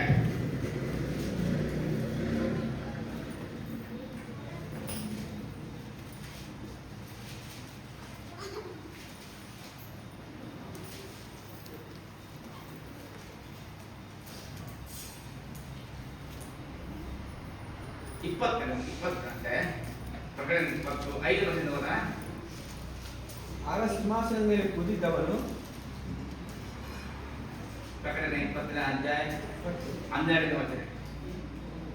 22 ಇದಲ್ಲದೆ ಸತ್ತವರಾದ ದೊಡ್ಡವರು ಚಿಕ್ಕವರು ಸಿಂಹಾಸನದ ಮುಂದೆ ನಿಂತಿರುವುದನ್ನು ಕಂಡೆನು. ಸಿಂಹಾಸನದ ಮುಂದೆ ನೋಡಿ ಸತ್ತವರಾದ ದೊಡ್ಡವರು ಚಿಕ್ಕವರು ಸಿಂಹಾಸನದ ಮುಂದೆ ನಿಂತಿರುವುದನ್ನು ಕಂಡೆನು. ಆಗ ಪುಸ್ತಕಗಳು ತೆರೆಯಲ್ಪಟ್ಟವು ಮತ್ತು ಜೀವಬಾಧ್ಯರ ಪಟ್ಟಿ ಎಂಬ ಇನ್ನೊಂದು ಪುಸ್ತಕವು ತೆರೆಯಲ್ಪಟ್ಟು ಆ ಪುಸ್ತಕದಲ್ಲಿ ಬರೆದಿದ್ದ ಸಂಗತಿಗಳ ಆಧಾರದಿಂದ ಅವರವರ ಕೃತ್ಯಗಳ ಪ್ರಕಾರ ಸತ್ತವರಿಗೆ ನ್ಯಾಯ ತೀರ್ಪವಾಯಿತು. ಸಮುದ್ರವು ತನ್ನೊಳಗಿದ್ದ ಸತ್ತವರನ್ನು ಒಪ್ಪಿಸಿತು. ಮೃತ್ಯುವು ಪಾತಾಳವು ನಮ್ಮ ವಶದಲ್ಲಿದ್ದ ಸತ್ತವರನ್ನು ಅವರಲ್ಲಿ ಪ್ರತಿಯೊಬ್ಬನಿಗೆ ಅವನವನ ಕೃತ್ಯಗಳ ಪ್ರಕಾರ ನ್ಯಾಯ ತೀರ್ಪಾಯಿತು. ಆಮೇಲೆ ಮೃತ್ಯುವು ಪಾತಾಳವು ಬೆಂಕಿಯ ಕೆರೆಗೆ ದೊಬ್ಬಲ್ಪಟ್ಟವು. ಬೆಂಕಿಯ ಕೆರೆ ಎರಡನೆಯ ಮರಣ. ಯಾವನ ಹೆಸರು ಜೀವಬಾಧ್ಯರ ಪಟ್ಟಿಯಲ್ಲಿ ಬರೆದದ್ದಾಗಿ ಕಾಣಲಿಲ್ಲವೋ ಅವನು ಬೆಂಕಿಯ ಕೆರೆಗೆ ದೊಬ್ಬಲ್ಪಟ್ಟನು. ಜೀವಬಾಧ್ಯರ ಪಟ್ಟಿಯಲ್ಲಿ ದೇವರ ಪುಸ್ತಕದಲ್ಲಿ ನಮ್ಮೆಲ್ಲ ಹೆಸರುಗಳು ಬರೆಯಲ್ಪಡಬೇಕು. ಆ ಪುಸ್ತಕದಲ್ಲಿ ಯಾರ್ಯಾರ ಹೆಸರಿದ್ದೋ ಮಾತ್ರನೇ ಅವರ ದೇವರ ಮುಂದೆ, ದೇವರ ನ್ಯಾಯಸ್ಥಾನ ಮುಂದೆ ಸಿಂಹಾಸನ ನಿಂತುಕೊಳ್ಳಲು ಸಾಧ್ಯ. ನಾವು ಅಲ್ಲಿ ದೊಡ್ಡವರು ಚಿಕ್ಕವರು ಸತ್ತವರು ಎಲ್ಲರೂ ಎದ್ದು ಬಂದು ದೇವರ ಮುಂದೆ ನ್ಯಾಯಸ್ಥಾನ ನಿಂತುಕೊಳ್ತಾರಲ್ಲ. ದೇವರ ನ್ಯಾಯಸ್ಥಾನ ಮುಂದೆ ಅವ್ರು ನಿಂತುಕೊಳ್ತಾರಲ್ಲ. ಅವಾಗ ಅಲ್ಲಿ ನ್ಯಾಯ ತೀರ್ಪುವಾಗ ಒಳ್ಳೇದು ಮಾಡಿದವರಿಗೆ ಪರಲೋಕ ರಾಜ್ಯ, ಕೆಟ್ಟದು ಮಾಡಿದವರಿಗೆ ನರಕ ಎಂಬುದಾಗಿ ಅದು ಎರಡನೇ ಮನೆಗೆ ಸಾಧ್ಯ. ಬೇರೆ ಈಗ ನಾವು ಯಾರೋ ತಪ್ಪುಗಳನ್ನು ನಾವು ಅವರಿಗೆ ತಕ್ಕಾಗ ಶಿಕ್ಷೆ ವಿಷಯಕ್ಕೆ ನಮ್ಮ ಅಧಿಕಾರ ಇಲ್ಲ. ಅವರ ವಿಷಯದಲ್ಲಿ ನಾವು ಪ್ರಾರ್ಥನೆ ಮಾಡಬೇಕಷ್ಟೇ. ಅಷ್ಟು ಬಿಟ್ಟು ನಾವು ಬೇರೆ ಅಧಿಕಾರ ನಮ್ಗೆ ಏನಿಲ್ಲ. ಹೌದಾ? ನೀನು ತಪ್ಪು ಮಾಡಿಯ ಅಂತಂದಾಗ ಮನಸ್ಸು ಬೇಜಾರಾಗ್ತದೆ. ಹೌದಾ? ನಾವು ಅವರ ತಪ್ಪನ್ನು ನಾವು ಖಂಡಿಸಿದಾಗೆ ಅವ್ರಿಗೋಸ್ಕರ ಪ್ರಾರ್ಥನೆ ಮಾಡಿದಾಗ ಅವ್ರು ಸರಿ ಹೋದ್ರೆ ಸರಿ, ಇಲ್ಲ ದೇವರ ತೀರ್ಪವನ್ನು ಓದ್ತಾರೆ. ಇಲ್ಲಿ ಅಂದಾಗ ಜೀವಬಾಧ್ಯರ ಪಟ್ಟಿಯಲ್ಲಿ ಯಾರ ಹೆಸರು ಕಾಣಲ್ಲವೋ ಅವ್ರ ಬೆಂಕಿ ಗಂಧಕೂರಿ ಎರಡನೇ ಮಾಡಕ್ಕೆ ಗೊತ್ತಾಗ್ತಾರೆ. ಆದ್ರೆ ನಮ್ಮ ಹೆಸರು ಜೀವಬಾಧ್ಯರ ಪಟ್ಟಿಯಲ್ಲಿ ಇದೆ ಎಂಬುದಾಗಿ ನಾವು ಪರಿಸ್ಥಿತಿ ಮಾಡಿಕೊಳ್ತೀವಿ. ರಕ್ಷಣೆ ಹೊಂದಿ ಬಾಪ್ತಿ ತೆಗೆದುಕೊಂಡು ಸಂಘ ಸಾವರ್ತಲ್ಲಿ ಕ್ರಮಬದ್ಧವಾಗಿ ಜೀವಿಸುವಂತವರು, ಸಾಕ್ಷಿಯಾಗಿ ಜೀವಿಸುವಂತವರು, ಅಪೊಸ್ತಲರ ಬೋಧನೆಯಲ್ಲಿ, ಸಹೋದರ ಅನ್ಯತೆಯಲ್ಲಿ, ಪ್ರಾರ್ಥನೆಯಲ್ಲಿ, ರೊಟ್ಟಿ ಮೊದಲು ಯಾರು ನಿರಂತರವಾಗಿ ಜೀವಿಸ್ತಾರೋ ಅವರು ಮಾತ್ರ ಪರಲೋಕಕ್ಕೆ ವಾರಿಸ್ತಾರೆ. ನಾವು ಈ ಲೋಕದಲ್ಲಿರುವಾಗ ಪ್ರತಿ ಭಾನುವಾರ ಪ್ರತಿ ಸಂಘಟನೆಯಲ್ಲಿ ಕ್ರಮದಲ್ಲಿ ಯಾರು ಸೇರಿ ಬಂದು ದೇವರ ಜೊತೆ ಜೀವಿಸ್ತವೋ ಅವರು ಮಾತ್ರ ಪರಲೋಕಕ್ಕೆ ಸೇರ್ತಾರೆ. ಯಾರು ಅಶುದ್ಧಗಳಿಗೆ ದೇವರಾಜ್ಯ ಸೇವೆ ಸಾಧ್ಯವಿಲ್ಲ. ಬೇರೆ ನಮ್ಮೆಲ್ಲ ಹೆಸರುಗಳು ದೇವರ ರಾಜ್ಯದಲ್ಲಿ ಬರೆಯುತ್ತದೆ. ಈ ಲೋಕ ಮುಗಿದಾಗ ಆ ಪುಸ್ತಕ ತೆರೆಯಲ್ಪಟ್ಟಾಗ ನಾವು ದೇವರ ಮುಂದೆ ನಾವು ನಿರ್ದೋಷರಾಗಿದ್ದಾಗ ಆಗ್ತೀವಿ. ಒಂದು ಎಲ್ಲ ಬಂದರೆ ಬಹಳ ಅಟೆಂಡೆನ್ಸ್ ನೀನು ಹೆಸರಿಲ್ಲ ಅಂದ್ರೆ ಈಗೆಲ್ಲ ಪಂಚ್ ಹೊರಟ್ರಮ್ಮ ಟೂರಿಗೆ ಹೋಗಲ್ಲ, ಪಂಚ್ ಹೊರಟ್ರೆ ಒಳಗೆ ದುಡ್ಡು ಮಗ ಪಂಚ್ ಇಲ್ಲಿ ಬಂದಾಗ ಅಂತ ಪ್ರೆಸೆಂಟ್ ಇದ್ರೆ ಅಂತ ಅವಾಗ ಇಲ್ಲಿ ಅಟೆಂಡೆನ್ಸ್ ಬುಕ್ ಮಾಡಿ ಅಟೆಂಡೆನ್ಸ್ ಎಷ್ಟು ಬರ್ತಾರೆ, ಬಂದಿರಾ ಪಿ ಅಂದ್ರೆ ಪ್ರೆಸೆಂಟ್, ಎ ಅಂದ್ರೆ ಆಬ್ಸೆಂಟ್. ಹೌದಲ್ಲ? ಹಂಗ ಅವಾಗ ಏನು ಕೆಲವರು ಮಾಡ್ತಾರೆ, ಇಂಥ ಪ್ರೆಸೆಂಟ್ ಇದ್ದಂಗೆ ಇಂಟು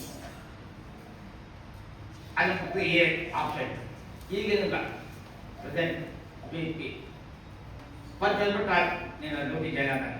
ಹಾಗಾದ್ರೆ ನಾವು ದೇವರ ಮುಂದೆ ಇದ್ದೀವ ಇಲ್ಲ ಎಂಬುದಾಗಿ ನಾವು ಆಲೋಚನೆ ಮಾಡಿ ನಮ್ಮ ಹೆಸರುಗಳು ದೇವರ ಬರೆಯಲ್ಪಡುತ್ತೆ. ಆ ಪಟ್ಟಿಯಲ್ಲಿ ಭದ್ರವಾಗಿ ನಮ್ಮ ಹೆಸರುವಂತೆ ನಾವು ಈ ಲೋಕದಲ್ಲಿ ಕರ್ತನಿಗೋಸ್ಕರವಾಗಿ ಜೀವಿಸಬೇಕು. ಈ ಸಲ ನಿಮ್ಮ ಯಾತ್ರೆ ಮುಗಿಯವರೆಗೆ ಕ್ರಿಸ್ತ ಮಂದಿರದಲ್ಲಿ ಯಾವತ್ತು ತಪ್ಪಿ ಹೋಗದಂತೆ ಸ್ಥಿರವಾಗಿ ನಮಗೋಸ್ಕರ ಸಾಕ್ಷಿಯಾಗಿ ಏನು ಸಮಸ್ಯೆಗಳು, ಕಷ್ಟಗಳು, ಅವಮಾನ ಏನು ಬಂದವರೆಗೆ ನಿನಗೆ ಜಯ ಉಂಟಾಗಬೇಕು. ನಾವು ಯಾವತ್ತೂ ಬಾಧೆ ಪಡಬಾರದು. ದೇವರು ನಮ್ಮ ಪ್ರೀತಿಸ್ತಾರ ಮತ್ತು ಸಿಟ್ಟಿಸ್ತಾರ ಮಾಡಿ ನಮ್ಮನ್ನು ಪ್ರೀತಿಸುವುದಕ್ಕೂ ಶಿಕ್ಷಣಕ್ಕೂ ನಮಗೆ ದೇವರಿಗೆ ಅಜ್ಞಾನವಿದೆ. ಅದಕ್ಕಾಗಿ ನಾವು ಆಸಕ್ತಿಯಿಂದ ನಾವು ದೇವರ ಕಡೆ ತಿಳ್ಕೊಳ್ತೇವೆ. ನಾವು ಯಾವುದಕ್ಕೂ ಬೇಜಾರಾಗಬಾರದು. ನಮ್ಮ ಒಳ್ಳೆಯದಾಗಿ ದೇವರು ಮಾತನಾಡ್ತಾರೆ. ನಮ್ಮನ್ನು ಸರಿ ಮಾಡೋಕ್ಕೋಸ್ಕರವಾಗಿ ನಾವು ಆ ಥರ ಇರೋದಕ್ಕೋಸ್ಕರವಾಗಿ ನಮ್ಮನ್ನು ದೇವರು ಖಂಡಿಸ್ತಾ ಇರ್ತಾರೆ. ನಾವು ಒಂದ್ಸಲಾದ ದೇವರ ಕಡೆ ತಿಳ್ಕೊಳ್ಳೋದು. ನಮ್ಮ ಮನಸ್ಸು ಗಟ್ಟಿ ಮಾಡ್ಕೊಳ್ಬಾರ್ದು. ನಮ್ಮ ಮನಸ್ಸು ಕಲ್ಲಾಗಬಾರ್ದು. ಹೃದಯ ಮೃದುವಾದ ಹೃದಯ ಇರಬೇಕು. ನಮ್ಮ ಮನಸ್ಸು ಕಠಿಣ ಮಾಡ್ಕೊಳ್ಬಾರ್ದು. ನಮ್ಮ ಹೃದಯ ಕಠಿಣವಾಗಿರಬೇಕು. ದೇವರೇ, ನನಗೆ ಶುದ್ಧ ಹೃದಯವನ್ನು ದಯಪಾಲಿಸು, ನನಗೆ ಮೃದು ಹೃದಯವನ್ನು ದಯಪಾಲಿಸು, ಕಲ್ಲಾದ ಹೃದಯವನ್ನು ತೆಗೆದಾಕು ಎಂಬುದಾಗಿ ನಾವು ದೇವರ ಹತ್ರ ನಾವು ಕೇಳಿಕೊಳ್ತೇವೆ. ದೇವರ ಹತ್ರ ನಾವು ಪ್ರತಿನಿತ್ಯ ದೇವರ ಬಳಿ ನಾವು ಬೇಡಿಕೊಳ್ತೇವೆ. ನಮ್ಮ ಮನಸ್ಸು ಮೃದುವಾಗಿ ಈ ಲೋಕದಲ್ಲಿ ಇದ್ದುಕೊಂಡು ನಮ್ಮನ್ನು ತಗ್ಗಿಸಿಕೊಂಡು ನಾವು ದೇವರಿಗಾಗಿ ಜೀವಿಸೋಣ. ದೇವರು ಈ ವಾಕ್ಯವನ್ನು ದೀವಿಸಿ ಆಶೀರ್ವದಿಸಲಿ. ಪ್ರಾರ್ಥಿಸೋಣ. ದೇವರು ಒಳ್ಳೆಯದು ಮಾಡಿ. ಸರ್ವಾಧಿಕಾರಿಯಾದ ದೇವರೇ, ದಯಾಮಯ ಪಾದರ ವಂದನೆಗಳು ಸ್ತೋತ್ರಗಳು ಸಲ್ಲಿಸುತ್ತಾರೆ. ಪ್ರಭು, ನಮ್ಮ ಕರ್ತನಾದ ಯೇಸು ಕ್ರಿಸ್ತನ ಮುಖಾಂತರವಾಗಿ ತಂದೆಯಾದ ದೇವರೇ, ಈ ಫೆಬ್ರವರಿ 2026 ಮೊದಲನೇ ವಾರದಲ್ಲಿ ನಮ್ಮೆಲ್ಲ ನಿಮ್ಮ ಮಂದಿರ ಆವರಣ ಸೇರಿ ಬಂದು ನಿಮ್ಮ ಸ್ತುತಿಸಿ ಆಧರಿಸುವಂತ ಮಹಾಭಾಗ ಮಾತು ಕೊಟ್ಟಕ್ಕಾಗಿ ಸ್ತೋತ್ರಪ್ಪ. ಸ್ವಲ್ಪ ಸಮಯವಾಯಿತು ಕರ್ತನೇ ನಿನ್ನ ಮಂದಿರದಲ್ಲಿ ಪ್ರಭುತ್ವ ಸ್ವಾಮಿ. ತಂದೆಯಾದ ದೇವರೇ, ನೂತನ ಆಕಾಶ ಮಂಡಲವು ಹೊಸ ಯಜ್ಞಪಟವನ್ನು ನೋಡುವಂತೆ ಮಹಾಭಾಗ್ಯ ಮಾತುಕ ಸ್ವಾಮಿ ನಿಮಗೆ ಅನುಭವಿಸಬೇಕೆಂದರೆ ಪ್ರಾರ್ಥಿಸ್ತಾ ಇದ್ದೀನಿ. ಸೇರಿದ ಪ್ರತಿಯೊಬ್ಬರ ಪ್ರಭು ನಾನು ಜೀವಿಸುವ ಆಶೀರ್ವದಿಸ್ಕರ್ತೇನೆ. ಪ್ರತಿ ಕುಟುಂಬವನ್ನು ಕಾಪಾಡಿ ಭದ್ರಪಡಿಸಪ್ಪ. ಸಭೆಗಳಿಗೆ ಎಲ್ಲ ಹಿರಿಯರ ಸ್ವಾಮಿನ ಆಶೀರ್ವಾದ ಮಾಡಕರ್ತಾರೆ. ಪ್ರತಿ ಕುಟುಂಬದ ಕಷ್ಟಗಳು ಸಮಸ್ಯೆಗಳು ಏನು ಕರ್ತವೆ ಎಲ್ಲರ ಪ್ರಭು ಬಲ್ಲವನಾಗಿದೆಯಾ ಎಲ್ಲ ತಿಳಿಸಿ ಪರಿಹಾರ ಮಾಡಿ ಸ್ವಾಮಿ. ನಿನ್ನ ಮಕ್ಕಳು ಹೊಸ ಹೊಸ ಕೆಲಸಗಳು ಪ್ರಾರಂಭ ಮಾಡುವಾಗ ಕರ್ತವ್ಯ ಪ್ರಭು ಅಭಿವೃದ್ಧಿ ಮಾಡಿ ಸ್ವಾಮಿ. ಕರ್ತವ್ಯ ಹೆಚ್ಚಿಸು ಪ್ರಭು, ಆದಾಯ ಸಂಪತ್ತು ಹೆಚ್ಚಿಸು ಪ್ರಭು, ಅವರ ಆಸೆ ಆಕಾಂಕ್ಷವನ್ನು ನೆರವೇರಿಸು ಸ್ವಾಮಿ. ಕರ್ತನೆ ಯಾರಾದರೂ ಬಲಹೀನರಾಗಿದ್ದರೂ ಈಗಲೇ ಬುದ್ಧಿ ಸಂಪೂರ್ಣ ಸ್ವಸ್ಥತೆ ಅನುಭವಿಸು ಪ್ರಭು. ಆರೋಗ್ಯ ಕೊಟ್ಟು ಕಾಪಾಡಿ ಭದ್ರಪಡಿಸುವಂತ ಪ್ರಾರ್ಥಿಸುತ್ತಾರೆ. ಮುಂದೆ ದಿನ ಕರ್ತನೆ ನಾವೆಲ್ಲರೂ ಪ್ರಭುವನ್ನು ಕ್ರಿಸ್ತ ಮಂದಿರದಲ್ಲಿ ಸಾಕ್ಷಿಗಳಾಗಿ ನಂಬಿಗಸ್ತರಾಗಿ ಪ್ರಭು ನಮ್ಮ ನಾವೇ ತಗ್ಗಿಸಿಕೊಂಡು ಕರ್ತನೆ ಜೀವಿಸುವ ದೇಶ ಯಾರು ಸಹಾಯ ಮಾಡುತ್ತಾರೆ ಪ್ರಾರ್ಥಿಸುತ್ತಾರೆ. 24 ವರ್ಷ ಕಾಲ ನಮ್ಮನ್ನು ಕಾಪಾಡಿ 25ನೇ ವರ್ಷ ಪ್ರಭು ನಮ್ಮನ್ನು ಪ್ರವೇಶ ಮಾಡಿಸಬೇಕಾಗಿ ಸ್ತೋತ್ರ ಪ್ರಭು. ನೀವು ಮಾಡಿದ ಪ್ರತಿ ಮೇಲುಪಕಾರಕ್ಕೆ ಒಂದನೇ ಸ್ತೋತ್ರ ಸಮರ್ಪಣೆ ಮಾಡಿ ಸ್ವಾಮಿ. ಮಂದಿರವನ್ನು ಜೀವಿಸುವ ಆಶೀರ್ವದಿಸು ಪ್ರಭು. ಅನೇಕ ಕುಟುಂಬಗಳ ಪ್ರಭು ಮಂದಿರಕ್ಕೆ ನಡೆಸು ಸ್ವಾಮಿ. ಅನೇಕ ಕುಟುಂಬಗಳ ಮಂದಿರದಲ್ಲಿ ಸೇರಿ ಬರುವ ದೇಶ ಯಾರು ಸಹಾಯ ಮಾಡಿಕೊಂಡು ಪ್ರಾರ್ಥಿಸುತ್ತಾರೆ. ಸಭೆ ತುಂಬಿರುವಂತೆ ಕರ್ತನೆ ಸಹಾಯ ಮಾಡ್ತಾರೆ. ನೀವೇ ವಾಗ್ದಾನ ಮಾಡಿದ ಪ್ರಭು, ನೀನು ಕೇಳಿಕೊಂಡರೆ ಅನ್ಯ ಜನಾಂಗವನ್ನೇ ಸ್ವಾಗತ ಮಾಡುತ್ತೇನೆ. ಭೂಮಿಯ ಕಟ್ಟಕಡೆಯವರಿಗೆ ಇಷ್ಟೆಂದಾಗಿ ವಾಗ್ದಾನ ಮಾಡ್ತೇವೆ ಸ್ವಾಮಿ. ನಿನ್ನ ವಾಗ್ದಾನವನ್ನು ನೆರವೇರಿಸು ಪ್ರಭು. ನೀವು ಸಹಾಯ ಮಾಡಿಕೊಂಡು ಪ್ರಾರ್ಥಿಸುತ್ತಾರೆ. ನಮ್ಮೆಲ್ಲರೂ ಪ್ರಭು ಈ ವರ್ಷ ಮಾತ್ರವಲ್ಲ, ಈ ಲೋಕ ಯಾತ್ರೆ ಮುಗಿಯುವ ತನಕ ನಮಗೆಲ್ಲರಿಗೂ ಬೇಕಾದ ಆರೋಗ್ಯವನ್ನು, ನೆಮ್ಮದಿ, ಸಂತೋಷ, ಸಮಾಧಾನವನ್ನು, ಬಲವನ್ನು ಶಕ್ತಿ ಕೊಟ್ಟು ಪ್ರಭು ನಮ್ಮನ್ನು ಕಾಪಾಡಿಕೊಂಡು ನಡೆಸಬೇಕು ಪ್ರಾರ್ಥಿಸುತ್ತಾರೆ. ವಿಶೇಷವಾಗಿ ತಂದೆಯಾದ ದಾಸರ ಪ್ರಭು ಕಾಂತ ಮಕ್ಕಳು ಕ್ಷೇಮವಾಗಿ ತಂದೆಯಾದ ಮಂದಿರ ವಾರ್ಷಿಕದಲ್ಲಿ ಭಾಗವಹಿಸಬೇಕಾಗಿ ಸ್ತೋತ್ರ ಪ್ರಭು. ಸೇವೆ ಕುಟುಂಬ ಸೇವೆ ಮಾಡಿದ ಪ್ರಭು ತಂದೆಯಾದ ದೇವರೇ ಅವರನ್ನು ವಿಶೇಷವಾಗಿ ಆಶೀರ್ವಾದ ಮಾಡುವುದಕ್ಕಾಗಿ ಪ್ರಾರ್ಥಿಸುತ್ತಾರೆ. ಸಭೆಯನ್ನು ಸಂಘವನ್ನು ಪ್ರಭು ಸಭೆಯ ಬರುವ ಎಲಿಸರನ್ನು ಕುಟುಂಬವನ್ನು ರಾಜು ಮತ್ತು ಸಾಮನು ಪ್ರಭು ಆ ಸಭೆಯ ವಿಶ್ವಾಸಗಳನ್ನು ಕರ್ತನೆ ಕಾಪಾಡಿ ಭದ್ರಪಡಿಸಬೇಕೆಂಬುದಾಗಿ ಪ್ರಾರ್ಥಿಸುತ್ತಾರೆ. ವಿಶೇಷವಾಗಿ ಪ್ರವೃತ್ತಿ ಆಶೀರ್ವಿಸು ಆರೋಗ್ಯ ಕೊಟ್ಟು ಕಾಪಾಡಬೇಕೆಂಬುದಾಗಿ ಪ್ರಾರ್ಥಿಸುತ್ತಾರೆ. ನೀವು ಮಾಡಿದ ಪ್ರತಿ ಮೇಲುಪಕಾರಕ ಒಂದೆರಡು ವರ್ಷ ವಿಶೇಷ ಪ್ರಭು ಸಂಗೀತಗಾರ ಪ್ರಾರ್ಥನೆ ಸ್ವಾಮಿ ಪ್ರಭು ಸ್ವಲ್ಪ ನಮಗೆ ಬದಲಿನಾದ ಕರ್ತನೆ ನೀವೇ ಪರಮ ಡಾಕ್ಟರ್ ಪರಮೇಶ್ವರ ಸ್ವಾಮಿ ಯೇಸುವಿನ ನಾಮದ ಬಗ್ಗೆ ಸಂಪೂರ್ಣ ಸ್ವಸ್ಥತೆ ಅನುಗ್ರಹಿಸು ಪ್ರಭಾ. ನೀವು ಪರಮೋಷ ದಯಪಾಲಿಸುತ್ತಾರೆ. ನೀವೇ ಮಹಿಮೆಪಡಿಸುತ್ತಾರೆ ಪ್ರಾರ್ಥಿಸುತ್ತಾರೆ. ಯಾವುದೇ ತೊಂದರೆಗಳು ಆಗದಂತೆ ಪ್ರಭು, ಯಾವುದೇ ದೇಹದಲ್ಲಿ ಏನು ಆಗದಂತೆ ಪ್ರಭು ನೀವು ಕಾಪಾಡಬೇಕೆಂಬುದಾಗಿ ಪ್ರಾರ್ಥಿಸುತ್ತಾರೆ. ನೀವೇ ಮಹಿಮೆಪಡಿಸುವ ಏಸಯ್ಯನಿಗೆ ಸಹಾಯ ಮಾಡಿ. ದೇವರೇ ಇಲ್ಲಿ ಮಾಡಿದ ಪ್ರತಿ ನೇಮಕಾರಿಗಳು ಮಾತನಾಡಿದ ಪ್ರಭು ಸಾಲ ಮುಂದೆ ಕರ್ತನೆ ಬಲಹೀನರಾಗಿದ್ದಾರೆ. ಆರೋಗ್ಯದಲ್ಲಿ ಬಲ ಚಾಮಿ ಮುಖ್ಯ ಸಂಪೂರ್ಣ ಸ್ವಸ್ಥತೆ ಅನುಗ್ರಹಿಸು ಏಸಯ್ಯನಿಗೆ ಸಹಾಯ ಮಾಡಲು ಬಲಪಡಿಸು ಪ್ರಭು. ನಾನು ಪ್ರಭು ಜೀವಿಸುವ ಆಶೀರ್ವಿಸುವ ಆರೋಗ್ಯ ಕೊಟ್ಟು ಕಾಪಾಡು ಭದ್ರಪಡಿಸು ಪ್ರಭು. ಇನ್ನು ಆರೋಗ್ಯ ಕರ್ತನೆ ಆರೋಗ್ಯ ಸ್ವಾಮಿ ಸ್ತೋತ್ರ ಎಲ್ಲ ಮುಖ್ಯ ಸ್ವಸ್ಥ ಮಾಡು. ಮತ್ತೆ ಪ್ರಭು 25ನೇ ತಾರೀಕು 31ನೇ ತಾರೀಕು 1 ಮತ್ತು 2ನೇ ತಾರೀಕು ಕರ್ತನೆ ಸಭೆಯ ಎಲ್ಲ ವಿಶ್ವಾಸಗಳು ಪ್ರಭು ನಿಮ್ಮ ಮಕ್ಕಳ ಕರ್ತನೆ ಪ್ರತಿಯೊಂದು ಕೂಡ ಭಾಗವಹಿಸಿ ಆತ್ಮೀಯದ ಮೇಲೂ ಆಶೆ ಹೊಂದಿಕೊಳ್ಳಬೇಕಾಗಿ ಸ್ತೋತ್ರ ಸಲ್ಲಿಸ್ತಾರೆ.